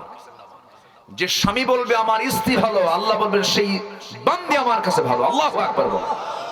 এই জন্য সার্টিফিকেট নিতে হবে কার কাছ থেকে? আল্লাহ তো আসি রে ভাই। স্বামী স্ত্রীর কাছে সার্টিফিকেট নেবে, স্ত্রী স্বামীর কাছে সার্টিফিকেট নেবে। আমরা ভালো থাকবো উভয় উভয়ে, জোরে বলি ইনশাআল্লাহ। বুজুর্গি মানুষের কাছে দেখানো যায়, অমক পীরজাদা, অমক সাহেবজাদা, অমক বড় আলেম, অমক চেয়ারম্যান, অমক মন্ত্রী, অমক সম্মানী মানুষ, কিন্তু সে কি ভালো না মন্দ এটার চরিত্র সার্টিফিকেট দিবে হলো বাড়িওয়ালি অর্থাৎ বউ। ও জানে আমার স্বামী কত নম্বর লুচ্চা, ঠিক কিনা? এই জন্য ভালো থাকতে হবে নিজের পরিবারের কাছে। আমরা ভালো থাকবো, জোরে বলি ইনশাআল্লাহ, জোরে বলি ইনশাআল্লাহ। মন তো চাচ্ছে বহু কথা বলি, এক রাত পেয়েছি তো কথা বলি বলি বলি কথা, কিন্তু সময় তো চলে যাচ্ছে, কেউ তো বাড়ি যাচ্ছেন না এখন আর, মোটামুটি এখন সবাই স্থিতিশীল হয়ে আছেন, বলি আলহামদুলিল্লাহ। মাহফিলে কি মায়েরা আসছে? হ্যাঁ বলেন নাই ততক্ষণ ধরে আপনারা, আল্লাহু আকবার। বলি আলহামদুলিল্লাহ, জোরে বলি আলহামদুলিল্লাহ। আল্লাহ তাআলা মেয়ের দাম বেশি দিয়েছেন না ছেলের দাম বেশি দিয়েছেন বলেন তো? বলেন তো, মায়ের দাম বেশি না বাপের দাম বেশি? আচ্ছা, মায়ের অধিকার বেশি না বাবার অধিকার বেশি? মায়ের অধিকার বেশি, কিন্তু দাম বেশি কার? বাবার। হ্যাঁ, দামটা বেশি কার বলেন তো? আচ্ছা, সিনিয়র কে বলেন তো? আদম সিনিয়র না হাওয়া সিনিয়র? হ্যাঁ বলেন তো, সিনিয়র কে? আদম সিনিয়র, হাওয়া জুনিয়র। আচ্ছা, জুনিয়রের দাম বেশি হয় না সিনিয়রের দাম বেশি হয়? দেশ চালায় পৃথিবী চালায় এখন কারা? জুনিয়র না সিনিয়র? জুনিয়র না। ঠিক আছে না? পৃথিবীতে আল্লাহ তাআলা যত পয়গম্বর পাঠিয়েছেন, একজন পয়গম্বর মহিলা ছিলেন, নাম বলেন। আসতে বলে, আছে? নাই। তাহলে স্বামী স্ত্রী, পুরুষ এবং নারী নামাজে দাঁড়াবে, স্বামী স্ত্রীর মধ্যে ইমামতের দায়িত্ব পালন করবে কে? তো ইমাম বড় না মুসল্লি বড়? আচ্ছা, পুরুষ নারীকে চালাবে না নারী পুরুষকে চালাবে? বলেন, পুরুষ নারীকে চালাবে না নারী পুরুষকে চালাবে? আর রিজালু কাওয়ামুনা আলান নিসা, নারী পরিচালক না পুরুষ পরিচালক? পুরুষ নারীকে চালাবে। কার কথা? স্বামী বউকে ভাত খাওয়াবে না বউ স্বামীকে ভাত খাওয়াবে? স্বামী বউকে খাওয়াবে। স্বামীর দায়িত্ব, স্বামীর ফরজ, বউয়ের কি ফরজ? বউ যদি 1000 কোটি টাকার মালিক হয়, সে যদি 1 টাকা স্বামীকে নাও দেয়, কোনো গুনাহ হবে না। তাহলে স্বামীর টাকার ক্ষয় আছে, বউয়ের টাকার কোনো ক্ষয়? আজ থেকে ক্ষয় এমন কামাই তারা করে যে কামাইয়ের কোনো ক্ষয়ই নাই, খালি কামাই, শুধু কামাই। এরপরে কয় আমাদের ঠকাইছে। আমাদের কি ঠকাইছে? মেয়েদের সম্পদের কোনো ক্ষয় আছে? কোনো খরচই তো নাই। অথচ বলে আমাদেরকে ঠকাইছে। বাবার সম্পত্তি পায়, মায়ের সম্পত্তি পায়, স্বামীর সম্পত্তি পায়, ছেলের পায়, মেয়ের পায়, মোহরানা পায়, এদিকে ব্যয় নেই। আয় আছে, ব্যয় নাই। আর পুরুষের আয়ও আছে, ব্যয়ও আছে। এরপরে কয় আমাদের ঠকাইছে। বুঝে না, জানে না। আমার মায়েরা, আপনিও যদি ভালো কাজ করেন আপনিও জান্নাত পেয়ে যাবেন। জান্নাতের ক্লাসে কোনো কম বেশি নাই, সম্মান মর্যাদায় কোনো কম বেশি নাই, কিন্তু পরিচালক তো একজন হতেই হবে। অবশ্যই পরিচালনার দায়িত্ব আল্লাহ তাআলা পুরুষকে দিয়েছেন। পুরুষরা মেয়েদেরকে চালাবে, পরিচালনা করবে। কারণ শক্তির দিক থেকে পুরুষ বেশি না মেয়েরা বেশি? গায়ের শক্তি পুরুষের বেশি না মহিলার বেশি? এই শক্তি কে দিয়েছেন? আসতে বলেন, কে দিয়েছেন? আবার বুদ্ধির দিক থেকে নারী বেশি না পুরুষ বেশি? পুরুষই বেশি। কেন? মেয়েদের ব্রেনের সেল হলো 39টা, পুরুষের ব্রেনের সেল হলো 49টা। এবং আল্লাহ রাসূল বলেছেন তোমাদের দুটো ঘাটতি আছে, জ্ঞানের ঘাটতি, বুদ্ধির ঘাটতি, আর দ্বীনের ঘাটতি। আল্লাহু আকবার বলেন। রাসূল কত আগে জানিয়ে দিয়েছেন। তো এখন মেয়েদের খাবারও কিন্তু সিঙ্গেল, পুরুষের খাবার কিন্তু ডাবল। মার যে বুকের দুধ, মেয়ে সন্তানের যে মা হয় তার দুধটা হয় পাতলা, আর ছেলে সন্তানের যে মার স্তনের দুধ এটা হয় ঘন দুধ। আল্লাহু আকবার বলেন। সাইয়েদনা আলীর সময় সম্ভবত, হ্যাঁ সাইয়েদনা আলীর সময় একই ঘরে দুই মহিলা, সন্তান সম্ভব দুইজন নারী, রাতের বেলা ঘুমিয়ে পড়েছে। আল্লাহর ফয়সালা, ওই অন্ধকার রাত্রি দুজনের পেট থেকে সন্তান ডেলিভারি হয়ে গেছে। একটা ছেলে একটা মেয়ে, দুইজনই জানে কার ছেলে আর কার মেয়ে, কিন্তু সকালবেলা লাগছে মারামারি। বলে এটা আমার ছেলে, ওকে এটা আমার ছেলে, লাগছে মারামারি। এখনো কি ছেলে সন্তানের দিকে টান কম না বেশি? বেশি। ছেলে সন্তান হলে মিষ্টির অভাব নেই, বাগাট, যাও সোজা বাগাট, কয়েক মন অর্ডার দাও, মিষ্টির সরাসরি। আর মেয়ে সন্তান হলে কি হয়েছে? কি আমি কি ভুল বলতেছি? মনে হয় এখন হার্ট স্ট্রোক করে মরবে, কি যে ভুল হয়ে গেছে। আছে না নেই বলেন তো? মুসাওয়াদাও ও হুয়া কাযীম। আগের যুগেও মেয়ে সন্তান হলে পরে মনটা খারাপ হয়ে যেত। তো মেয়ে সন্তান ছেলে সন্তানের লাগছে মারামারি। সাইয়েদনা আলীর কাছে বিচার চলে আসলো, কি ফয়সালা করা যায়? সেই সময় তার ডায়াগনস্টিক সেন্টার নাই, ডিএনএ টেস্টও নাই, কি করা যায়? সেই সময়ের ওই সময়ে লেটেস্ট তথ্য সাইয়েদনা আলী কেমন করে দিলেন দেখেন। তিনি বলছেন দুই মহিলাকে ল্যাবরেটরিতে নিয়ে যাও, ঘরের মধ্যে উঠাও, স্তন থেকে দুধ বের করো, কাঁচের গ্লাসের ভিতরে দুধটা রাখা হলো। বলা হলো কোন গ্লাসের দুধটা ঘন আর কোন গ্লাসের দুধটা পাতলা। বলা হলো এই গ্লাসের দুধটা ঘন, কে এই দুধ যে স্তন থেকে বের হয়েছে আল্লাহ তাআলা তাকে ছেলের সন্তানের মা বানিয়ে দিয়েছে। যেটা পাতলা আল্লাহ তাআলা তাকে মেয়ের সন্তানের মা বানিয়ে দিয়েছেন। দুজনের করে দু সন্তান তুলে দেওয়া হলো, তো জানি কার সন্তান কার। দুজনের সন্তান দুজন নিয়ে চলে গেল, আমার ওয়াজও শেষ হয়ে গেল নাকি? হ্যাঁ, আর চালাবো। এখন প্রশ্ন হলো দুধ কেন ঘন হলো, দুধ কেন পাতলা হলো? ওয়াজ আবার শুরু হলো না, কি করবো? জি বলি আলহামদুলিল্লাহ। আলোচনা চালিয়ে যাই। কেন পাতলা করলেন আর কেন ঘন করলেন? বুদ্ধি কম বেশি কেন করলেন? কারণ পরিচালনা করতে হবে না। বুদ্ধি যদি সমান সমান হয় তখন কি কেউ মানবে? কাউকে মানবে না। আল্লাহ দৈহিকভাবে পুরুষকে শক্তিশালী করেছেন, মেয়েকে দৈহিকভাবে শারীরিকভাবে একটু দুর্বল করেছেন। বুদ্ধির ঘাটতিও দিয়েছেন, দিনের ঘাটতিও দিয়েছেন। এর মানে তাকে সম্মান কমিয়ে দেওয়া হয় নাই। রাসূল বলেছেন এই দুনিয়াতেও দুনিয়ার সমস্ত বান্দারা জেনে রেখে দিও, আল্লাহ তাআলা জান্নাত কিন্তু পুরুষের পায়ের নিচে রাখেন নাই। আল্লাহ তাআলা জান্নাত রেখে দিয়েছেন নারীর পায়ের নিচে। যেরকম সুবহানাল্লাহ। মেয়েদের দামও আছে না নাই? মেয়েদের দামও আছে, মাদের দাম আছে। এই দামটা মা অক্ষুণ্ণ রাখতে হবে। জাহান্নামে কিন্তু মেয়েরাই বেশি যাবে। কেন কেন কেন?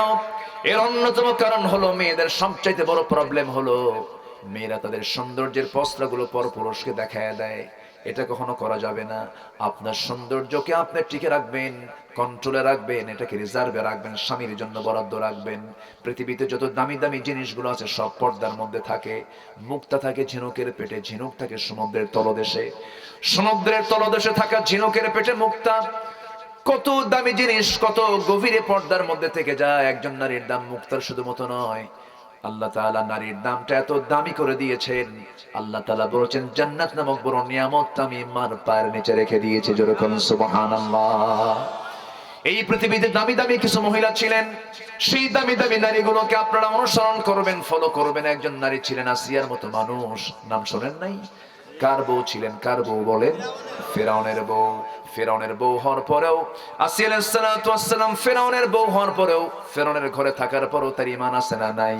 আবার ওইদিকে ইমরাত নূহ, ইমরাত লূত, লূত আলাইহিস সালাতু ওয়াস সালাম, নূহ আলাইহিস, তারপরে নূহ আলাইহিস সালাতু ওয়াস সালামের বউ, তারা ছিল কাফেরা। নবীর ঘরে ঈমান নাই আর কাফেরের ঘরে ঈমান আছে। কাফেরের ঘরে থেকে ঈমানটা রেখেছেন, নবীর ঘরে থেকে ঈমান রাখতে পারে নাই। ঈমান একটা আলাদা বিষয়, ঈমানটাকে যত্ন করতে হবে। মা আসিয়া আলাইহিস সালাতু ওয়াস সালাম ঈমান এনেছিলেন, এমন ঈমান এনেছিলেন হাসতে হাসতে দুনিয়া থেকে বিদায় নিয়েছেন, কিন্তু বাতিলদের সামনে মাথা নত করেন নাই।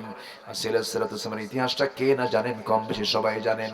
আল্লাহ তাআলা সূরা তাহরিমের ভিতরে তার নামটা কিয়ামত পর্যন্ত স্মরণাক্ষরে মানুষের সামনে উপস্থাপন করেছেন, তার দোয়াটাও রেখে দিয়েছেন। আসিয়া আলাইহিস সালাতু ওয়াস সালাম ফেরাউনের ঘরে থেকে সমস্ত দুনিয়ার সমস্ত অফার তিনি পেয়েছেন, রাজরানীর মর্যাদা তিনি পেয়েছিলেন, সব সুযোগ সুবিধা তিনি পেয়েছিলেন। আমার বন্ধুগণ, ফেরাউনের বউ হওয়া মানে হলো রাষ্ট্রপতির বউ হওয়া। দাম কিন্তু কম নয়। কিন্তু আসিয়ার কাছে দুনিয়ার সম্মানটা আগে না ঈমানটা আগে? আসতে বলুন না, কি আগে বলেন? ঈমানটা আগে। ঈমানটাকে তিনি গ্রহণ করলেন। আর ফেরাউন বলল, আসিয়া শুনলাম তুমি নাকি কালেমা পড়েছো। আসিয়া বলছেন শুনবেন কেন? আপনি দেখেন আশহাদু আল্লা ইলাহা ইল্লাল্লাহ। সঙ্গে সঙ্গে ফেরাউন বলে ফেলল, আসিয়া এত বড় বেঈমানি তুমি করলে। দেখেন বেঈমান কি কয়, এত বড় বেঈমানি করলাম। আসিয়া আলাইহিস সালাতু ওয়াস সালাম বলছেন, স্বামী গো, আমার যৌবন আপনার কাছে, আপনার যৌবন আমার কাছে, ও আমার স্বামী, একসঙ্গে আমরা জান্নাতে থাকতে চাই, আপনি কালেমা পড়েন। ফেরাউন বলে, শোনো আসিয়া, আমি জানি মুসা ভালো, মুসা সত্য, মুসার আল্লাহ সত্য, জাহান্নাম জান্নাত সব সত্য, সবাই বাণী বিশ্বাস করি, কিন্তু আপনি মানবেন না কেন আমার স্বামী? আপনি মানেন। ফেরাউন বলে, মানবো কেমনে? মানতে গেলেই তো আমার গদি হেরে যাবে। কি কথা কি বুঝতেছেন? কথা কি বোঝা যায়? এমন জাতীয় লোক এখনো সমাজে আছে না নাই? আসতে বলবেন না, আছে না নাই? এখনো আছে। আকলমন্দ ইশারা বাসাত সচেতন ব্যক্তির জন্য ইঙ্গিতটাই যথেষ্ট। বুঝে নেন আমার ভাইয়েরা, শেষ পর্যন্ত আসিয়া আলাইহিস সালাতু ওয়াস সালাম হেরে গেলেন না জিতে গেলেন? হেরে গেল কে? হেরে গেল কে বলেন? কিন্তু শাহাদাত বরণ করলেন আসিয়া আলাইহিস সালাতু ওয়াস সালাম। দুনিয়ার হয়তো ক্ষণিকের জন্য তিনি দুনিয়া থেকে বিদায় নিলেন, কিন্তু অনন্তকাল আসিয়া থাকবেন কোথায়? আল্লাহর ঘরের সাথে। যেরকম সুবহানাল্লাহ। এমন সুন্দর দোয়া তিনি করেছেন, জান্নাত পেতে হলে আসমানের দরজা খোলার দরকার আছে না নাই? আল্লাহ এক জায়গায় বলছেন, বান্দা তোর জন্য কিন্তু আসমানের দরজা খুলবো না।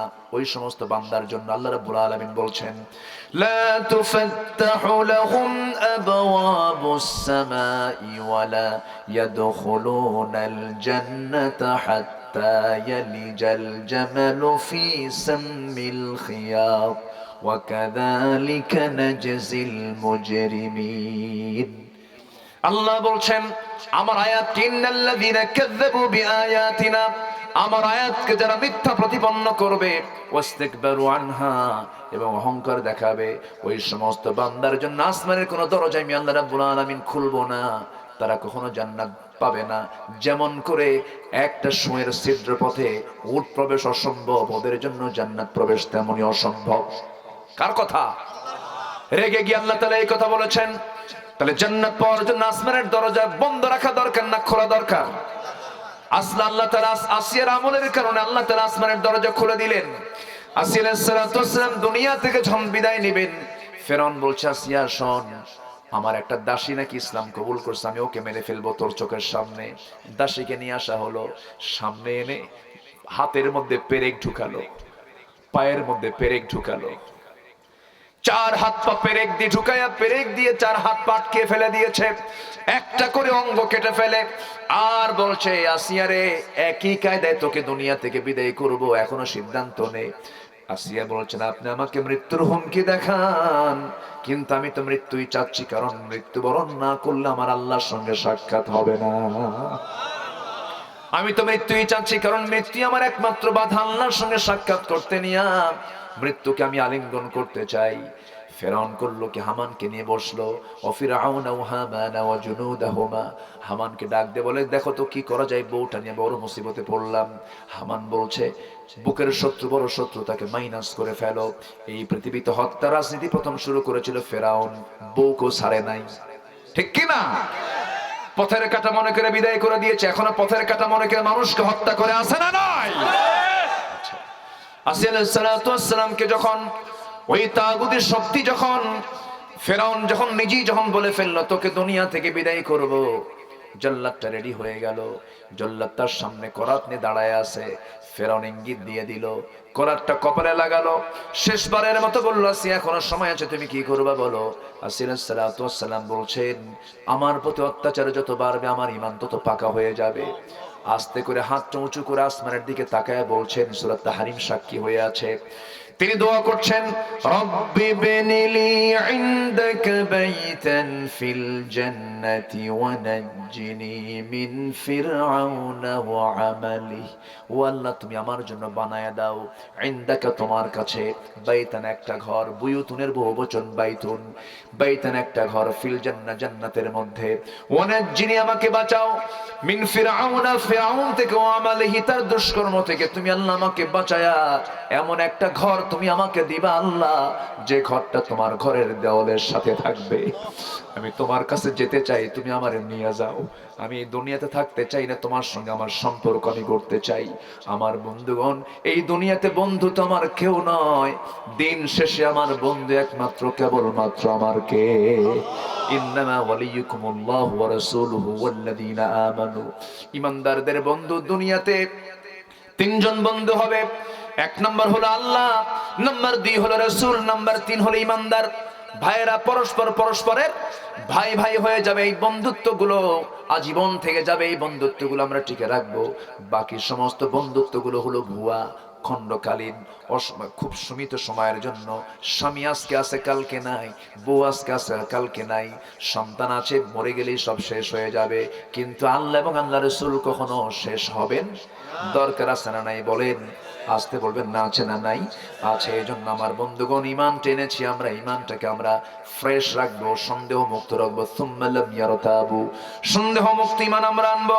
নাম্বার 2 হলো সত্যবাদী কারা, ওয়াজাহাদু بأموالهم وأنفسهم في سبيل الله أولئك هم الصادقون জোরে বলুন আল্লাহু আকবার। নাম্বার 2 হলো আল্লাহর পথে যারা সংগ্রাম করবে, জিহাদ করবে মাল দিয়ে, জান দিয়ে। আল্লাহ তাআলা এখানে মালের কথা আগে জানের কথা না বলে মালের কথা বলেছেন, কারণ যাদের মধ্যে মালের মহব্বত বেশি থাকবে তারা জান দিবে না। এইজন্য আল্লাহ আগে বলছেন মালটা আগে দাও, এরপর তুমি জান দিতে পারবা। এই দুনিয়া তো আকাম কুকাম যা কিছু করতেছে সব কিসের কারণে বলেন? মালের কারণে।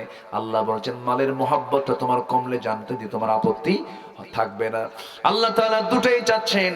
আল্লাহ তাআলা আরেক আয়াতে আয়াতের ব্যাখ্যায় বলছেন, আল্লাহর কালাম তো এমন একটা কালাম, একটা আয়াতের ব্যাখ্যা আর একটা আয়াতে আছে না নাই বলেন?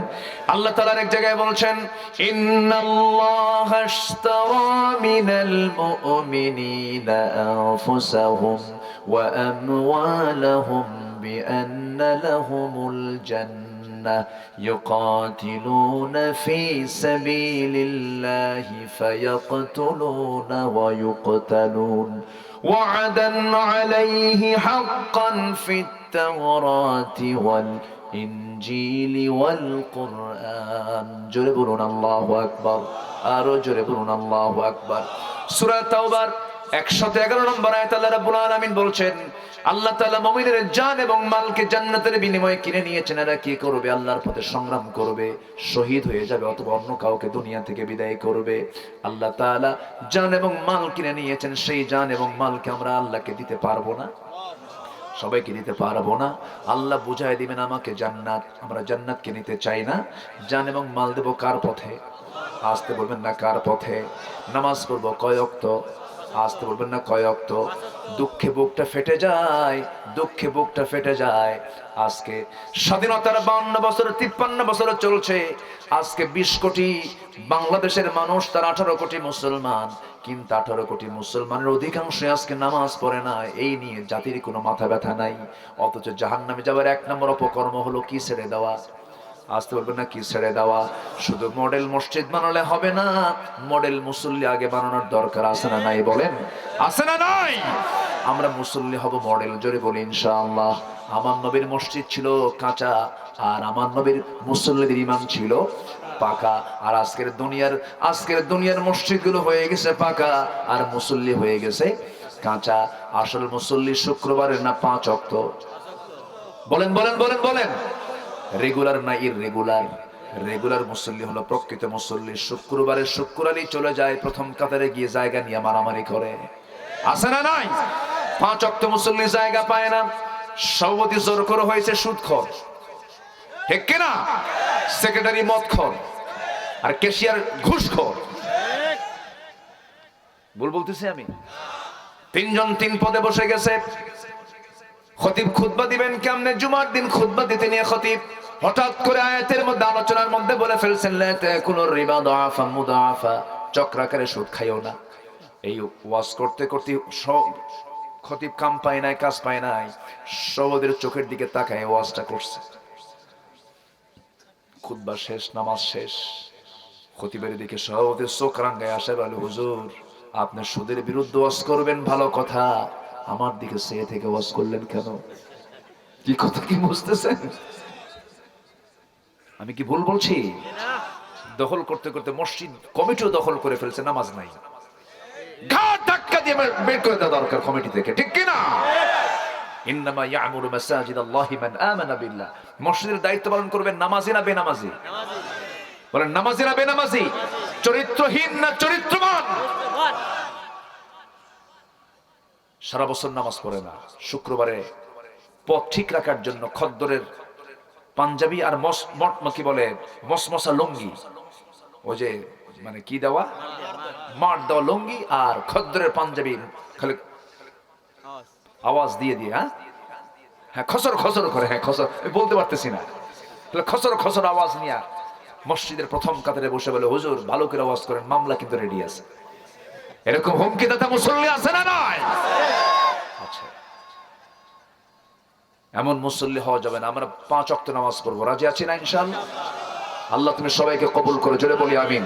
5 ওয়াক্ত নামাজ পড়বেন কারা কারা? হাত উঁচু করে দেখান, জোরে বলি আল্লাহ আমাদেরকে 5 ওয়াক্ত সালাত আদায় করার তৌফিক তুমি আল্লাহ দিয়ে দাও। জোরে বলি আমিন, আরো জোরে আমিন, আরো জোরে আমিন। হাত নামান। কষ্ট দিয়ে ফেললাম মনে হয়, কষ্ট দিয়েছি। আসুন আমরা একটু দোয়ার দিকে যাই, আস্তে আস্তে আলোচনা চালাবো। এখন কি কয় আবার, অনেক রাত হয়েছে তাই না, শীতের রাত, অনেক মা বোন বাচ্চা, ছোট বাচ্চা কোলে নিয়ে আসছে। আলোচনা চালাবো, কি করবো? সারা রাত সবাই থাকেন, কম্বল দেন, আমি যাই। খুব ভালো, এত সুন্দর মানুষ, আলহামদুলিল্লাহ। আল্লাহ তুমি এলাকার বাসীকে তুমি আল্লাহ কবুল করো, কানাইপুরকে তুমি আল্লাহ কবুল করো, এলাকার জনপদকে তুমি ইসলামী জনপদে রূপ দিয়ে দাও। ঘরে ঘরে আয়েশা খাদিজা তৈরি করে দাও, ঘরে ঘরে খালিদ বিন ওয়ালিদ পয়দা করে দাও। যুবকদেরকে ইসলাম মেনে চলার তৌফিক দাও। এলাকার প্রত্যেকটা ঘরকে কোরআনের দুর্গ, ইসলামের দুর্গ বানিয়ে দাও। জোরে বলি আমিন। মাহফিলকে তুমি আল্লাহ কবুল করো, মাদ্রাসাকে তুমি আল্লাহ কবুল করো, শিক্ষক ছাত্রদেরকে তুমি আল্লাহ কবুল করো। এই মাহফিলের সঙ্গে যারা সম্পৃক্ত ছিলেন আছেন, আল্লাহ তুমি তাদের সবাইকে তুমি আল্লাহ কবুল করে নাও। মন তো চায় আমি কথা বলি, কিন্তু সব দিকই খেয়াল করতে হবে, আমার দিকটাও তো দেখতে হবে, তাই না? আমি কথা বলছি, আপনি শুনছেন, কথা শোনা কঠিন না বলা কঠিন? বলা কঠিন। এই যে আমার কোনো বিশ্রাম নেই, এই যে চালাচ্ছি। তো যাই হোক, আমি ক্লান্ত নই, আমি ভালো আছি আলহামদুলিল্লাহ। এখন হচ্ছে আমলের পালা। কথা যতটুকু শুনবো, আমল করবো, তার চেয়ে কম না বেশি বলেন? আমলটা আমরা বেশি করবো। আমার দেশে ওয়াজ বেশি হয় না আমল বেশি হয়? আমল আমল নাই তো, আমল কোথায়? ফজরে মুসল্লি খুঁজে পাওয়া যায় না। মাঝে মাঝে 3 জন থাকে মুসল্লি, ইমাম, মুয়াজ্জিন, খাদেম, আর কোন মুসল্লি কে? আপনারা 3 জন কেন? হুজুর আমাদের চাকরি যে। এই হচ্ছে অবস্থা। তো মসজিদ বানায় লাভ কি বলেন? যে মসজিদে মুসল্লি নেই সেই মসজিদ বানায় লাভটা কি? ঠিক কিনা? আর আমার নবীর মসজিদ ছিল কাঁচা। দুইজন এতিমের জায়গা রাসূল কিনে নিয়েছিলেন, আর বললেন, আবু বকর, ওমর, খেজুরের কিছু কাণ্ড নিয়ে আসো, গুল নিয়ে আসো, গুল না কি বলে এটা, হ্যাঁ, খেজুরের যে, হ্যাঁ হ্যাঁ, এটা নিয়ে আসো। এই গুলগুলো নিয়ে এসে এটাকে খুঁটি বানাও, খেজুরের কাণ্ড দিয়ে খুঁটি বানায়া, বেড়াগুলোকে খেজুরের পাতা দিয়ে বেড়া বানায়া, উপরের ছাউনিটা খেজুরের পাতা দিয়ে বানায়া ওই মসজিদে নামাজ পড়িয়েছেন মুহাম্মদ সাল্লাল্লাহু। মাইক ছিল না, আজান দিয়েছেন কে? মাইক ছাড়া কে আজান দিয়েছেন? বেলাল। ধলা না কালো? দেশি না বিদেশি? বিদেশি। আরব না, আজমি মানুষ, অনারবি মানুষ আজান দিলেন। কালো মানুষ কি আজান দিয়েছেন, আর শাজিম পর্যন্ত পৌঁছে গেছে। রাসূল যখন দেখতেন আমার বেলাল আজান দিচ্ছে, আমার রাসূল থাকতেন না, সব কাজ ফেলে বেলালের সামনে গিয়ে আস্তে করে বসে যেতেন। বেলাল আজান দিতে নিয়ে যখন রাসূলকে দেখতেন, তখন নখটা উঁচু করে, শাহাদাত আঙ্গুল উঁচু করে বলতেন, আশহাদু আন্না মুহাম্মাদার রাসূলুল্লাহ। রাসূলকে দেখে দেখে আজান দিয়েছেন সারা জীবন। কিন্তু রাসূল যখন মারা যাচ্ছেন, ঘর থেকে বের হতে পারছেন না, বেলাল আজান দেয় আর কান্দে, আজান দেয় আর কান্দে। রাসূলকে তো দেখি না। আম্মা জান আয়েশা বলেন, রাসূল যেতে পারছেন না, আমাকে বললেন, তুমি তোমার আব্বাকে বলো আমার মুসাল্লায় যেন আমার আবু বকর দাঁড়ায় নামাজটা পড়ায়। আমার নবীজি নামাজে যেতে পারলেন না, বললেন, আয়েশা তোমার আব্বাকে বলো। নবীর মুসাল্লায়, নবীর জায়গায় যখন ইমাম চেন, সাহাবায়ে কেরাম হাওয়া করে কান্দে। নামাজ শুরু হয়ে গেছে, রাসূল বলছেন, আমার সাহাবীরা কান্দে, আয়েশা আমাকে একটু ধরো তো, আমি একটু দেখি আমার সাহাবীরা কেমন করে নামাজ পড়ে। জানালার ফাঁকা দিয়ে উকি মেরে রাসূল দেখতেছেন আর কাঁদতেছেন। আম্মা জান আয়েশা আমার নবীজির চোখের পানিগুলো মুছে দেন আর বলেন, হুজুর আপনি কাঁদেন কেন? আপনার সাহাবীরা তো নামাজ পড়ে। রাসূল বলছেন, আয়েশা আমার এই চোখের পানি দুঃখের নয়, এই নামাজ আজকে স্বাধীনভাবে পড়তে পারছে আমার সাহাবীরা। এই নামাজ পড়তে নিয়ে মক্কার কুরাইশরা আমাকে আমার পিঠের উপর উটের পচা নাড়ি ভুঁড়ি চাপিয়ে দিয়েছিল। উহুদের ময়দানে আমার দান্দান মোবারক শহীদ করে দিয়েছিল। কোদাল খন্দকের পরীকে খনন করতে নিয়ে কোদাল মারতে মারতে আমার কোমর ভেঙে গিয়েছে। আমার দাঁত ভাঙ্গা কোমর ভাঙ্গা ইসলাম আজকে কায়েম হয়েছে। এই দৃশ্য দেখে আমি আয়েশা আমি কাঁদি। এটা আমার আনন্দের কান্না। সুবহানাল্লাহ। রাসূল ইন্তেকাল করার পর পৃথিবীর প্রথম মুয়াজ্জিন বেলাল কোনদিন আর মসজিদে নববীতে আজান দেননি, কেউ দেওয়াতে পারেনি। খলিফারা বলতেন, বেলাল তোমার আজানটা শুনি না। তিনি বলেন, না আমি আজান দেব না। কেন? রাসূলকে না দেখে কি আজান দেওয়া যায়? সারা জীবন দেখে দেখে আজান দিয়েছি রাসূলকে, আমি রাসূলকে দেখি না, আমি আজান দেব না, দেব না। আল্লাহু আকবার। কি মসজিদ গড়েছিলেন আমার নবীজি। আমাদের মসজিদ যেন আবাদের মসজিদ হয়, আল্লাহ কবুল করুন। আমাদের মসজিদ যেন নামাজের মসজিদ হয়, জোরে বলি আল্লাহুম্মা আমিন। মসজিদের ফ্যাশন নয়, যেন মুসল্লিদের ফ্যাশন হয়। আল্লাহুম্মা আমিন। আল্লাহ তুমি আমাদের সবাইকে নামাজি বানাও, পরহেজগার বানাও, দিন বোঝার তৌফিক দাও, কোরআন বোঝার তৌফিক দাও, জোরে বলি আল্লাহুম্মা আমিন। সম্মানিত ভাইয়েরা, মাহফিলটা মাদ্রাসার মাহফিল। যারা আসছেন কেউ যাবেন না, আমাদের শেষ কাজ হবে দোয়া। আমরা দোয়া করে যাব। তার আগ দিয়ে এই প্রচন্ড শীত, বৃষ্টি পরবর্তী শীত, কুয়াশা, মাহফিল শেষ করে যে বাড়ি যাবেন, এত ঘন কুয়াশা দেখা যায় না, না? খুব কঠিন কুয়াশা। গতকাল থেকে, গত 2 দিন থেকে শুরু হয়েছে। দূরের মানুষগুলো আসার সাহস পাননি। 20-30 কিলোমিটার দূরের যে মানুষগুলো আসবে, তারা আসবে, ফেরার মানে এই সাহসটা পাননি, তারা অনেকে আসতে পারেননি। যারা এসেছেন আমি সবার কাছে একটু আরজ রাখবো, যদি মাদ্রাসার পক্ষ থেকে আপনার কাছে যদি একটা ব্যাগ যায়, কি সম্মান দেব না আমরা? ইনশাআল্লাহ আমরা সম্মান করবো না ইনশাআল্লাহ? কোরআনকে সম্মান জেনে আমরা কিছু দেব, একটু বেশি করে দেওয়ার চেষ্টা করবো। আমরা দেব কার হাতে? আল্লাহর হাতে। কিন্তু দুর্বল কিছু আমরা দেব না, একটু ধরে বলেই দেবো ইনশাআল্লাহ। জোরে বলি ইনশাআল্লাহ। যে লাভলু মেম্বার তিনি দিয়েছেন 1000 টাকা, আল্লাহ কবুল করো, জোরে বলি আল্লাহুম্মা আমিন। আমি আজকের মাহফিলে খুব বরকত পেয়েছি। বরকত মানে হলো আপনাদের যে উপস্থিতি, কেউ ওঠেন নাই, নড়াচড়া করেন নাই, আমি খুবই আনন্দিত হয়েছি। আল্লাহ তুমি আমাদের এই অংশগ্রহণকে তুমি আল্লাহ কবুল করো। জি, তো ব্যাগ ট্যাগ যাবে, ব্যাগে তো আপনারা দিবেনই। তো এখানে আশেপাশে অনেকেই বসে আছেন, ওদের চেয়ারে বসে আছেন দেওয়ার জন্য। এতিম, এখানে এতিমরা পড়ে না? এতিমরাও আছে। এতিমকে যে খাওয়াবে, আল্লাহ তাকে জান্নাতের খাবার খাওয়ায় দিবে। জোরে বলি সুবহানাল্লাহ। এতিমের দায়িত্ব যে পালন করবে, রাসূল বলেছেন আমি আর ওই বান্দা জান্নাতে একসঙ্গে থাকবো। জোরে বলি আল্লাহু আকবার। ওয়া বারাকাতুহু। আসসালামু আলাইকুম ওয়া রাহমাতুল্লাহি ওয়া বারাকাতুহু।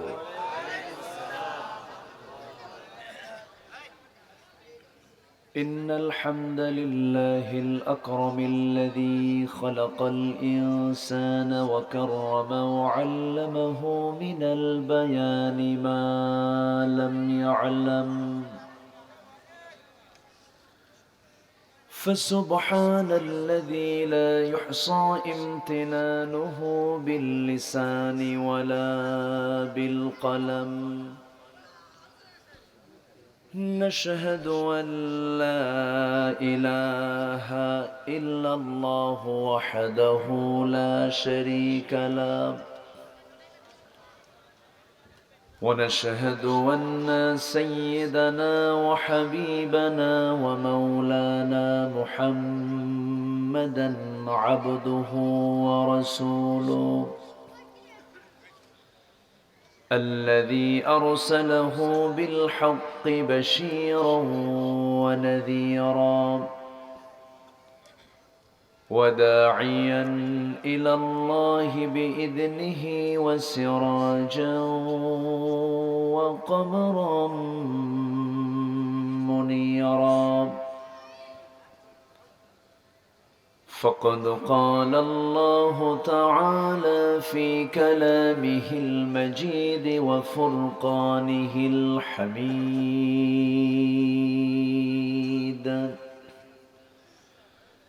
أعوذ بالله من الشيطان الرجيم.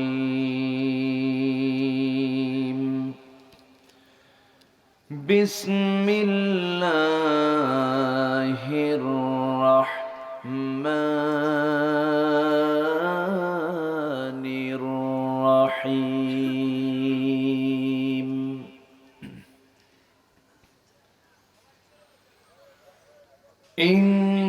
إنما المؤمنون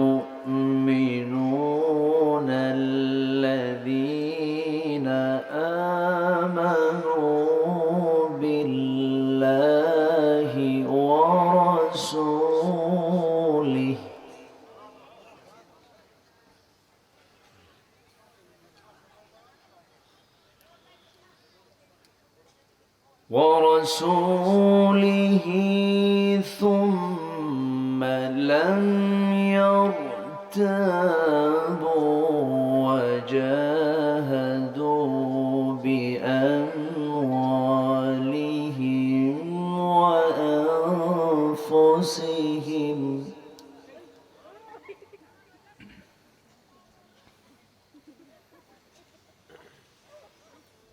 ثم لم يرتابوا وجاهدوا بأموالهم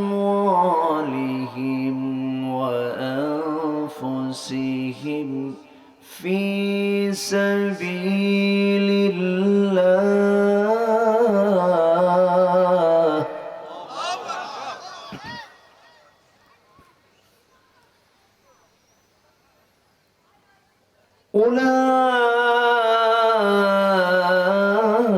أولئك هم الصادقون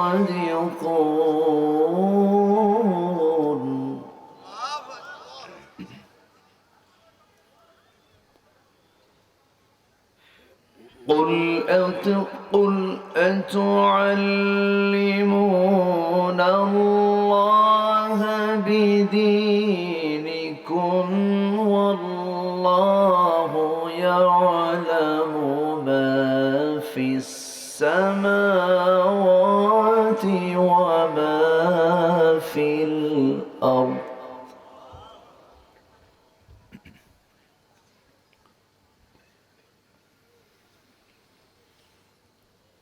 والله بكل شيء عليم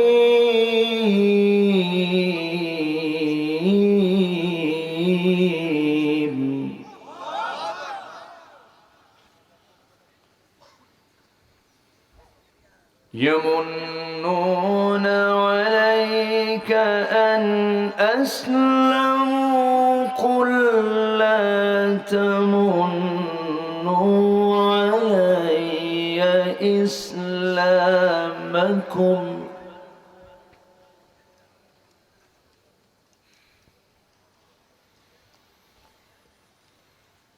بل الله يمن عليكم أن هداكم للإيمان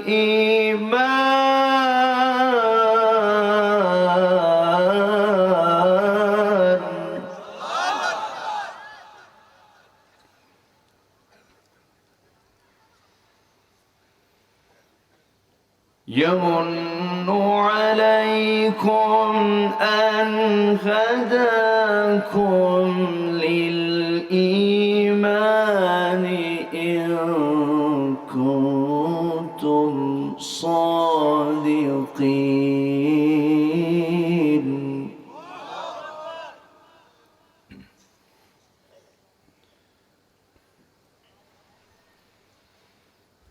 إن الله غيب يعلم غيب السماوات والأرض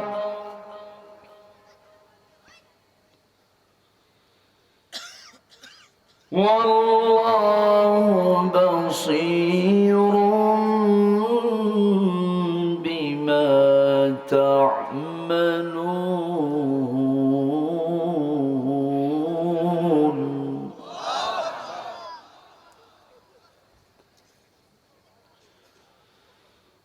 الله أكبر بسم الله الرحمن الرحيم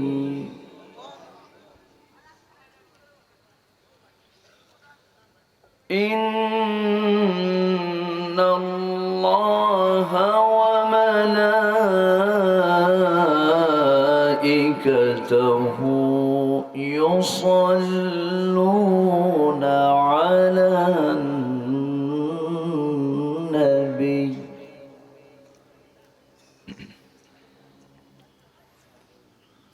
يا أيها الذين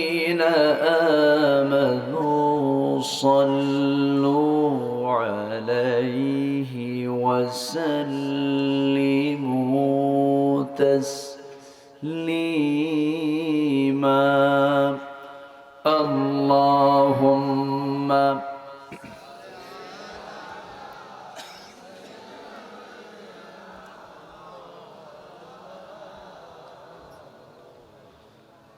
وعلى آل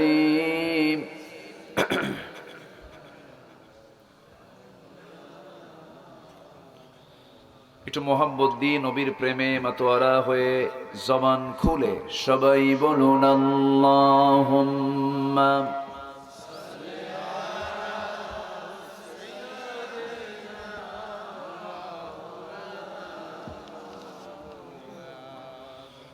وعلى آل سيدنا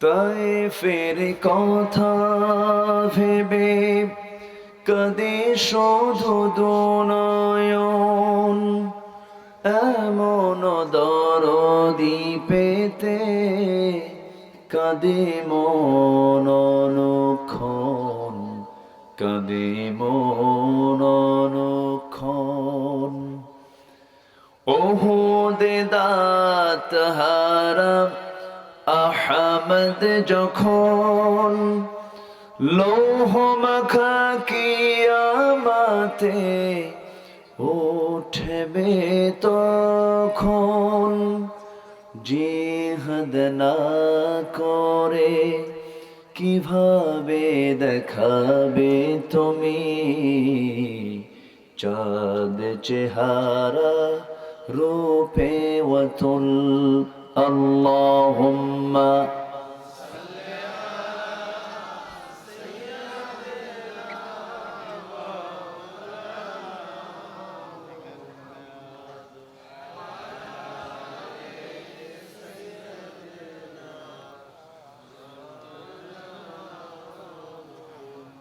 সবাই বলুন বালাগাল উলা বিকামালিহি কাশাফাত তুজা বিজামালিহি হাসুনাত জামিউ খিসালিহি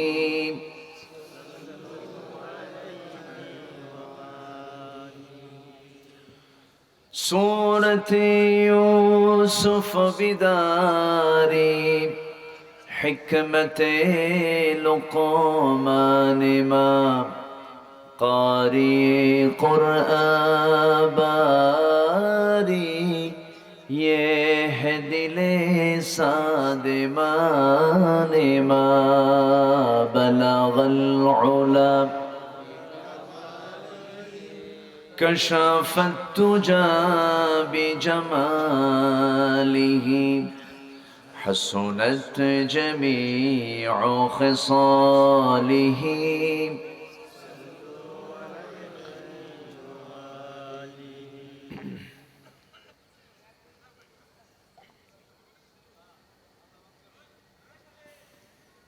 ফরিদপুর জেলার সদর উপজেলার বসুনর সিংহদিয়া তালিমুল কোরআন মাদ্রাসা ইতিমখানা মাহফিল ইন্তেজামিয়া কমিটি কর্তৃক আয়োজিত অর্ধযুগ ষষ্ঠতম তাফসীরুল কোরআন মাহফিল 2023 12 ডিসেম্বরে অনুষ্ঠিত আজকের এই মহৎ আয়োজনের সম্মানিত সভাপতি ইসলাম দরদি ব্যক্তিত্ব জনাব জুলফিকার আলী মেনু সাহেব, আজকের এই মহৎ আয়োজনের সম্মানিত প্রধান অতিথি বিশিষ্ট রাজনীতিবিদ জনাব শামীম হক, কথা বলেছেন নন্দিত আলেমে দ্বীন মাওলানা ওয়াহিদুজ্জামান, মঞ্চে উপবিষ্ট আছেন নন্দিত আলেমে দ্বীন ঠেনঠানিয়া কামিল মাদ্রাসার অনারেবল টিচার মাওলানা সিরাজুল ইসলাম হাফিজাহুল্লাহ, উপস্থিত হাজরাত উলামায়ে কেরাম, ফদলায়ে ইজাম, সুশীল সমাজ, জাতির শ্রেষ্ঠ সন্তান, শিক্ষক মণ্ডলী, জাতির বিবেক, সাংবাদিক বৃন্দ, সামনে উপস্থিত দূরে কাছের বিভিন্ন স্থান থেকে ছুটে আসা কালেমার ঝান্ডাবাহী, তৌহিদের পতাকাবাহী, দ্বীন ইসলামের নর শারদুল বীর মুজাহিদ, প্রাণ প্রিয় সম্মানিত দ্বীনী ভাইরা, আড়ালে বসে আছেন শ্রদ্ধেয়া সম্মানিতা মা বোনেরা। আলোচনার সূচনায় আনুষ্ঠানিকতার মধ্য দিয়ে আমার পক্ষ থেকে আবারও দিল খোলা সালাম, আসসালামু আলাইকুম ওয়া রাহমাতুল্লাহি ওয়া বারাকাতুহু। সবাই কেমন আছেন? আল্লাহ তাআলা আমাকেও আপনার কাতারেই রেখেছেন, বলছি আলহামদুলিল্লাহ। মহান রব্বুল আলামিনের শুকরিয়া যে তিনি আমাকে সুস্থ রেখেছেন, আপনাকে সুস্থ রেখেছেন। সুস্থতার কি গুরুত্ব অসুস্থ হলে বোঝা যায়, যৌবনের কি দাম বুড়া হলে টের পাওয়া যায়, সচ্ছলতার কি উপকারিতা একটু অসচ্ছল হলে টের পাওয়া যায়। তা আমরা সুস্থ আছি, নিরাপদে আছি, যিনি আমাকে আপনাকে সুস্থতার মতো নিয়ামতকে সাথে নিয়ে অসংখ্য লোকের মাঝ থেকে বাছাই করে জান্নাতের এমন একটি টুকরায় যিনি আমাকে আপনাকে আসার বসার তৌফিক দিলেন, সেই মহান রব্বুল ইজ্জত ওয়াল জালালের দরবারে আমরা সবাই লাখো কোটি সুজুদ শুকর আদায় করি। মুহাব্বাতান জোরালো কণ্ঠে বলে উঠছি আলহামদুলিল্লাহ। আবারও বলছি আলহামদুলিল্লাহ। চিৎকার মেরে বলছি আল্লাহুম্মা ইন্নী আসআলুকা আল হুদা ওয়াত তুকা ওয়াল আফাফা ওয়াল গিনা। সবাই বলি আল্লাহুম্মা লাকা আসলামতু ওয়া বিকা আমানতু ওয়া আলাইকা তাওয়াক্কালতু ওয়া ইলাইকা আনাবতু ওয়া বিকা খাসামতু। আমরা আল্লাহ তাআলার শুকর আদায় করে নিলাম। সম্মানিত উপস্থিতি, সম্মানিত হাজিরিন, অনেক মেহমান এখানে তথ্য নির্ভর, দলিল নির্ভর তারা আলোচনা উপস্থাপন করেছেন। আমি শেষ ক্লাসে এসে কিছু কথা বলতে চাচ্ছি, আমাকে সময় দেওয়া যাবে তো? জোরে বলি ইনশাআল্লাহ। আমি কেন বললাম সময় দেওয়া যাবে? এই জন্য বললাম, অনেকে মাস পথে যাওয়ার চিন্তা করেন। মাহফিল শুরু হয়েছে নাহমাদুহু দিয়ে, শেষ হবে দোয়া দিয়ে। শেষ হবে কি দিয়ে? দোয়া দিয়ে। আমরা শেষটা করে যাব না ইনশাআল্লাহ? আমি খুব বেশি লম্বা কথা বলবো না। প্রচন্ড ঠান্ডা, অনেক কষ্ট করে অনেক দূর দূরান্ত থেকে যারা আজকের এই ঠান্ডার ভিতরে এসেছেন, আমি মনে করি একজন বীর মুজাহিদের ভূমিকা পালন করেছেন। এবং যে নিচে মাটিতে বসে আছেন, মাটিটাও ঠান্ডা, খুব কষ্ট হচ্ছে আপনাদের, কিন্তু এরপরেও কোরআন শুনতে আসছি তো আমরা ভাগ্যবান, বলি আলহামদুলিল্লাহ। সম্মানিত ভাইয়েরা, দিন যায় রাত আসে, রাত যায় সপ্তাহ আসে, সপ্তাহ যায় মাস আসে, মাস যায় বছর ঘুরে আসে, যুগ চলে যায়, অনেকের অর্ধ শতাব্দী চলে গেছে। এই করতে করতেই দিন যত যাচ্ছে, মৃত্যু আমার দূরে না কাছে? আসতে বলবেন না, কাছে না দূরে? কত রাজা মহারাজা, কত সম্রাট, কত শাসক, কত দাপট, কত ক্ষমতা, কত পাওয়ার, সবকিছু মাটির সঙ্গে মিশিয়ে দিয়েছেন তিনি আমার কে? আসতে বলবেন না, তিনি আমার কে? আল্লাহ তাআলা। তো আমরা আসলে সবাই চালাক হতে চাই, আমরা বুদ্ধিমান হতে চাই। আমার রাসূলকে একটা প্রশ্ন করা হলো, হে রাসূল আপনি বলুন তো সবচেয়ে চালাক লোকটাকে? মান আকিয়াসুন নাস ওয়া আহজামুন নাস ইয়া রাসূলুল্লাহ, সবচেয়ে বিচক্ষণ লোকটাকে?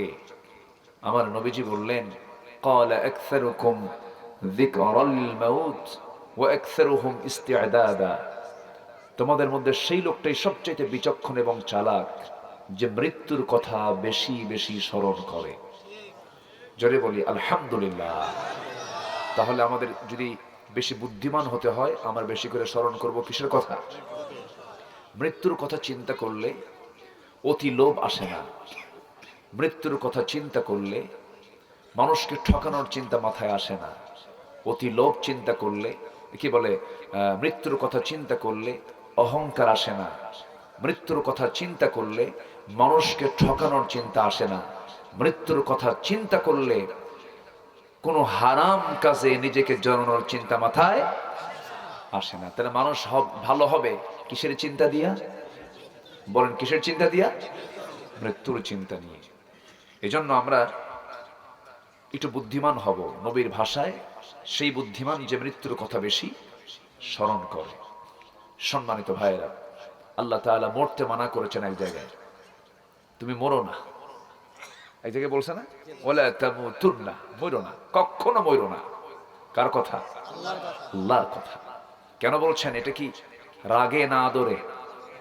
আদরে বলছেন, মুহাব্বত নিয়ে বলছেন। মরবা তুমি, কিন্তু সেই মরা মরো। আল্লাহ রাব্বুল আলামিন বলেন, যারা পারেন ঠোঁট মিলিয়ে বলুন, ইয়া আইয়ুহাল্লাযীনা আমানু তাকুল্লাহা হাক্কা তুকাতিহি ওয়া লা তামুতুন্না ইল্লা ওয়া আনতুম মুসলিমুন। জোরে বলুন আল্লাহু আকবার। আরো জোরে বলুন আল্লাহু আকবার। আল্লাহ রাব্বুল আলামিন বলেন, ঈমানদারেরা তোমরা আমি আল্লাহ আমাকে যথাযথভাবে ভয় করো, যেমন করে ভয় করা উচিত। হাক্কা তুকাতিহি ওয়া লা তামুতুন্না, কখনো মৃত্যুবরণ করো না যতক্ষণ না তুমি মুসলমান হতে না পেরেছো। আমার কাছে যদি আসতে হয়, মরার আগেই মুসলমান হয়ে আমার কাছে আসো। কার কথা? আল্লাহর কথা। এটা কি রাগে না মুহাব্বতে? মুহাব্বতে। সবচাইতে বড় চ্যালেঞ্জ, আমি মুসলমান আছি কিনা। মুসলিম ঘরে জন্ম নিলেই মুসলিম হওয়া যায় না। ইহুদির ছেলে ইহুদি হতে পারে, খ্রিস্টানের ছেলে খ্রিস্টান হতে পারে, বৌদ্ধের ছেলে বৌদ্ধ হতে পারে, হিন্দুর ছেলে হিন্দু হতে পারে, ব্রাহ্মণের ছেলে ব্রাহ্মণ হতে পারে, কিন্তু ইমামের ছেলে ইমাম হতে পারে না যদি তার মধ্যে যোগ্যতা না থাকে। মুসলিম হতে যোগ্যতার প্রয়োজন। জন্মসূত্র দিয়ে আল্লাহর কাছে নাজাত পাওয়া যাবে না। জন্মসূত্র দিয়ে বান্দা আল্লাহর কাছে মুসলিমের সার্টিফিকেট পাবে না। মুসলিমের সার্টিফিকেট যদি পেতে হয়, ইসলাম থাকতে হবে তার মধ্যে 16 আনা। কত আনা বলেন? 16 আনা। জন্মসূত্রে যদি মুসলমান হওয়া যেত, পিতাকে দিয়ে সন্তান যদি কোন উপকার পেত, সন্তানকে দিয়ে যদি পিতা কোন উপকার পেত, তাহলে অবশ্যই ইব্রাহিম আলাইহিসসালামের বাপ আজর ছিল মুশরিক, তার ছেলে ছিলেন আল্লাহর পয়গম্বর। আল্লাহর পয়গম্বরের বাপ হওয়ার পরেও আজরের ঠিকানা জান্নাত না জাহান্নাম? আসতে বলুন, জান্নাত না জাহান্নাম? জাহান্নাম। নূহ আলাইহিসসালাম আল্লাহর পয়গম্বর, কিন্তু তার বউটা ছিল ইমরাতা নূহ, ইমরাতা লূত। এই দুইজন নবীরই বউ ছিল, স্ত্রী ছিল কাফেরা, ঈমান ছিল না, বেঈমান তারা ছিল।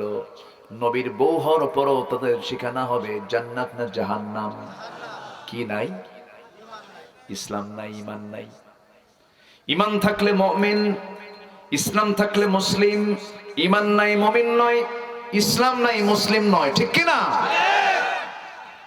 আমার বন্ধুগণ, এই জন্য ইসলামটাকে লালন করব আমরা জীবনের সকল জায়গায়। ইসলামকে আমাদের সবার আগে প্রাধান্য দিতে হবে। একটু কান লাগাবেন, ওই দিকে দেখেন, একজন পয়গম্বর নূহ আলাইহিস সালাতু ওয়াস সালাম, তার বউ ইসলাম কবুল করে নাই, তার ছেলেটাও ইসলাম কবুল করে নাই। ছেলের নাম হলো কেনান। ইন্নাহু লাইসা মিন আহলিক। আমার বন্ধুগণ, আমার নবী যার কাছে মানুষ হয়েছেন, যার আদরে লালন পালন লালিত পালিত হয়েছেন, যার কাছ থেকে ভাষা শিখেছেন, ব্যবসা শিখেছেন, সামাজিকতা শিখেছেন, সফর করা শিখেছেন, অনেক কিছু শিখিয়েছেন, যার কাছে নবীর পিতৃব্য, নবীর জন্মের পূর্বেই বাপ ইন্তেকাল করেছিলেন। আপন চাচা আবু তালেবের মতো মানুষ সারা জীবন নবীজির সঙ্গে তার সময় কেটেছে। নবীজি তার ঘরেই থেকেছেন আবু তালেবের শেষ নিঃশ্বাস থাকা পর্যন্ত। রাসূলকে বিয়ে করে দিয়েছেন আবু তালেব। এত কিছু করার পরে আবু তালেব জান্নাত না জাহান্নাম? জাহান্নাম কি নাই? আসতে বলবেন না, কি নাই? ঈমান নাই, এজন্য সে জাহান্নামী। আমার বন্ধুগণ, বংশগত পরিচয় দিয়া, পিতা তার পুত্রের পরিচয় দিয়া, সন্তান তার পিতার পরিচয় দিয়া কোনো লাভ হবে না। সেদিন লাগবে হলো ঈমান। সেদিন থাকতে হবে ইসলামের অনুসরণ। আল্লাহ রাব্বুল আলামিন সুন্দর করে বলছেন, ইন্না খালাকনাকুম মিন যাকারিন ওয়া উনসা ওয়া জাআলনাকুম শুউবান ওয়া ক্বাবাইলা লিতাআরাফু ইন্না আকরামাকুম ইনদাল্লাহি আতকাকুম ইন্নাল্লাহা আলীমুন খাবীর। জোরে বলুন আল্লাহু আকবার। সূরাতুল হুজুরাত আয়াত নাম্বার 13। আল্লাহ রাব্বুল আলামিন বলছেন, আমি তোমাদেরকে এক নন এক নারী থেকে সৃষ্টি করেছি এবং বিভিন্ন শাখা প্রশাখায় তোমাদেরকে ভাগ করে দিয়েছি, গোত্রে গোত্রে ভাগ করেছি, যেন তোমরা ক্বাবাইলা লিতাআরাফু, যেন একে অপরকে তোমরা চিনতে পারো। আমার ভাইয়েরা, এরপর আল্লাহ বলছেন, শোনো, কোন বংশগত কৈলিন্যতা আমার কাছে প্রাধান্য পাবে না। আমার কাছে সেই লোকটাই সবচেয়ে বড় দামি, যে বান্দা আমি আল্লাহ আমাকে সবচাইতে বেশি ভয় করে। জোরে বলে সুবহানাল্লাহ। আমি চৌধুরী, আমি সরকার, আমি মোগল, আমি পাঠান, আমি মির্জা, আমি সৈয়দ, তুমি যদি নবীর পরিবারের সদস্য, নবীর পরিবারের যদি বংশের লোক হও, ঈমান নাই, আবু তালেবের মতো অবস্থা হবে তোমার।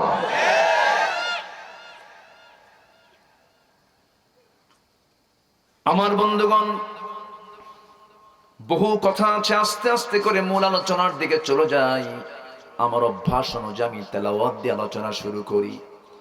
আমি শুরু করেছি সূরাতুল হুজুরাতের ৩-৪ আয়াত তেলাওয়াত দিয়ে আমি আলোচনা শুরু করেছি। সূরা হুজুরাত থেকে আজকে আমি কথা বলবো ইনশাআল্লাহ।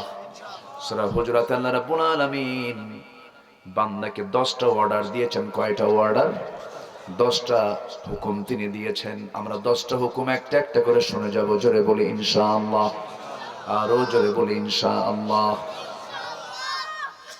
আমরা সেই কিতাব থেকে কথা শুনবো, যে কিতাবটা আজ থেকে ১৫০০ বছর আগে নাজিল হলেও গোটা পৃথিবীর একমাত্র শ্রেষ্ঠ মহাগ্রন্থ সেই কিতাবই। কিয়ামত পর্যন্ত সব পুরাতন হয়ে যাবে, কিন্তু কোরআন কখনো পুরাতন হবে না, নতুনত্ব নিয়ে আসবে। জোরে বলে সুবহানাল্লাহ। এই কিতাবের মুজিজা হলো সব পুরাতন হয়, কোরআন পুরাতন হবে না। লা তুহসা আজাইবুহু। আল্লাহু আকবার বলেন। আমার বন্ধুগণ, এই আল্লাহর কালাম চ্যালেঞ্জ কিতাব, চ্যালেঞ্জের কিতাব।